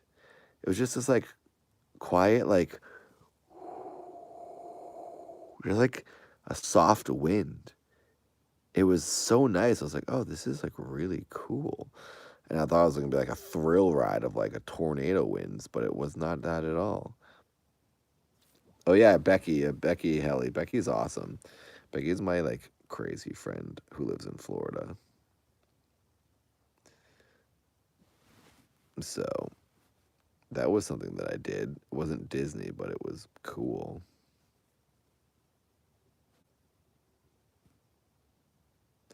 Yeah, James Rolfe, when he goes to conventions, he has his signings at certain times, and there's like a line of 10,000 people waiting to get his autograph. And that's pretty much what all he has to do is. He just goes to convention, does some signings, goes back to his hotel room, hangs around, and that's it. I, on the other hand, since I don't have billions of followers, I gotta hustle and interact with every single person I see nonstop all day, be in character, put on 3 musical shows over the weekend, stay up till 4 in the morning hanging out with the fans. I mean, I like to do it. I don't want to say I have to do that. I do like to do it, but I do know it does help me to do that. James Rolfe, on the other hand, I don't want to. I'm not saying he did anything wrong. He's made a great series and great videos that garnered him a great, super huge audience. But I'm the niche of the niche, so I'm over here. I have to go around forcing people to hang out with me until 4 a.m. to convince them to then go watch my YouTube videos. Oh. Yeah, he always comes out for my shows. James will come out. He was there at the dad show. He always goes to the Keith shows. James and I do conventions together all the time, and he always comes to the Keith shows. So that's nice of him. All right. I should actually wrap this up. I've been going for an hour. I'm going for 189 minutes. So 2 hours and 10 minutes for the most part, I think. No, sorry, 3 hours, 10 minutes. I'm going to wrap it up. I've just been venting and ranting. So thank you everyone for watching, and thank you for donating $102. It was actually more than that. You guys gave more than that. The YouTube fees after the 30%, 102 is what we get. Thanks everyone. Thanks for hanging. Thanks all of you. Going to sleep now. See you tomorrow. N-Bird, hello. Welcome. It must be morning for you. Hope you're ready to get freaking toasted by Dad. You're going to get freaking creamed, man, at Fortnite. N-Bird here, everybody. I don't know if you guys know N-Bird. N-Bird does videos where he, like, recaps and looks into spooky weirdo series like Sophie and Dad. And N-Bird here has been freaking flipping his lip, talking all the trash, spitting nonsense, saying he's gonna beat Dad in Fortnite.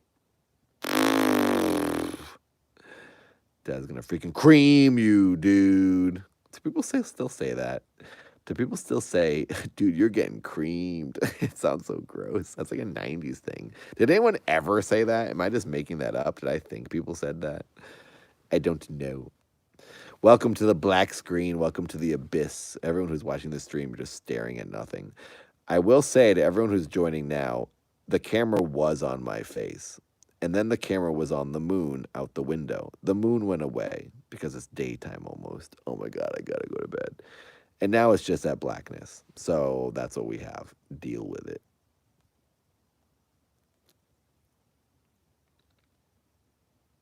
I'm trying to read some comments. N-Bird, you don't know what you've just walked into. You don't know the battle you've opened. Dad is a freaking major gamer. You're a child. You're a 21-year-old dingus. You are not prepared to battle with the elder, the experienced button masher.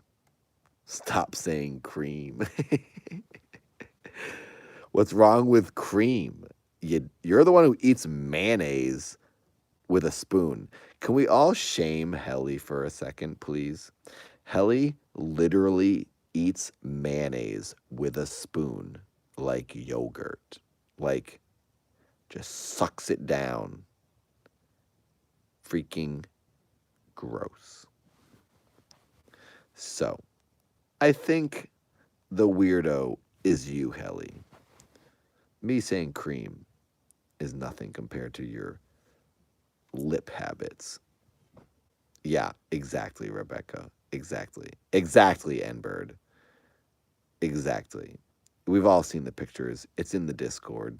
Helly is demented. Oh my gosh. Doctor, you did it again. You dingus. You freaking cheese penis. I will say, I know it sounds so gross, but cheese penis is one of my favorite insults. I don't know why I insult the people who donate money, but it's what my reflexes are. I'm so sorry. I love you all. You're so kind. But thank you for donating, Doctor, yet again. Wow.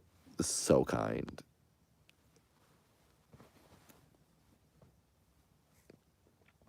All right. Time to wrap it up. Thanks for hanging. Welcome to the bonus channel. This is the bonus garbage BTS live stream channel. Me, my own brother, Cheffed, Tom. Someone became a member to me and I said, congratulations. I don't know why. It's natural to freeze and say weird things. Yeah, exactly, N-Bird. It's natural to call people who give you hundreds of dollars cheese penises. That's what they want, right? Congratulations to all of you who donated $106 to me. You're welcome. You're welcome for giving me your money.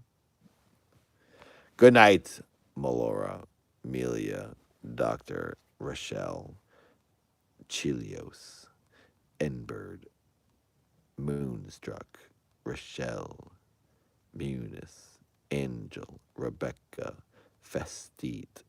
Festi, hello, good to see you. Scary Maniac. Your name is Scary Maniac. That's funny. Fluzify. Good night, everyone. Evie. I don't know who I'm missing. All of you who are listening and not speaking, good night. You secret creeps. Oh my gosh, Rochelle. Thank you, thank you. Spencer. Vertigo. Baphomet. Good night. I'll see you all later. Dad has an upload tomorrow, I guess, well, today, technically today, at noon, how do you do it? Pacific Standard Time. He will need your help with this one. That's all I can say. So watch and share the freaking heck out of it. Like, big time. Big time. You will need to be sharing this one in a certain Reddit subreddit, I guess you could say. Thank you, Kyrie. Oh my gosh, you always show up randomly and donate money, then disappear. Thank you, Kyrie. Thank you. Silver Sonic, hello. So please watch and share like absolute raving lunatics. I beg you. I think it would be really cool and worthwhile if it worked out the way I'm hoping it works out. I don't have high hopes. Either way, it's an entertaining video. It's an entertaining video.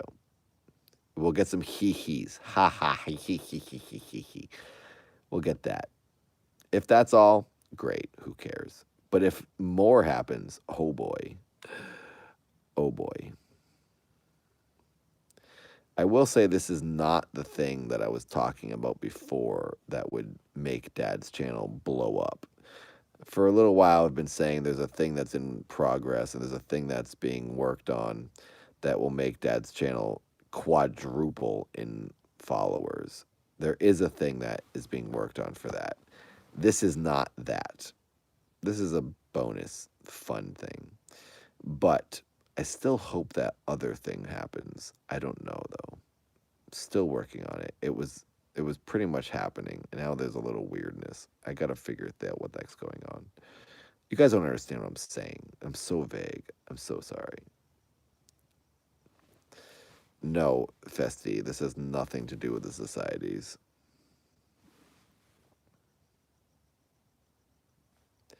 All right. Thanks for watching. Thanks for listening. I'm going to click good night and goodbye. Oh my gosh, Kyrie, what are you doing? Thank you for donating. You're so kind. Thank you. $112. Thank you, all of you. You're so nice. Goodbye, everyone. I'll talk to you later. See you on the freaking web. Peace.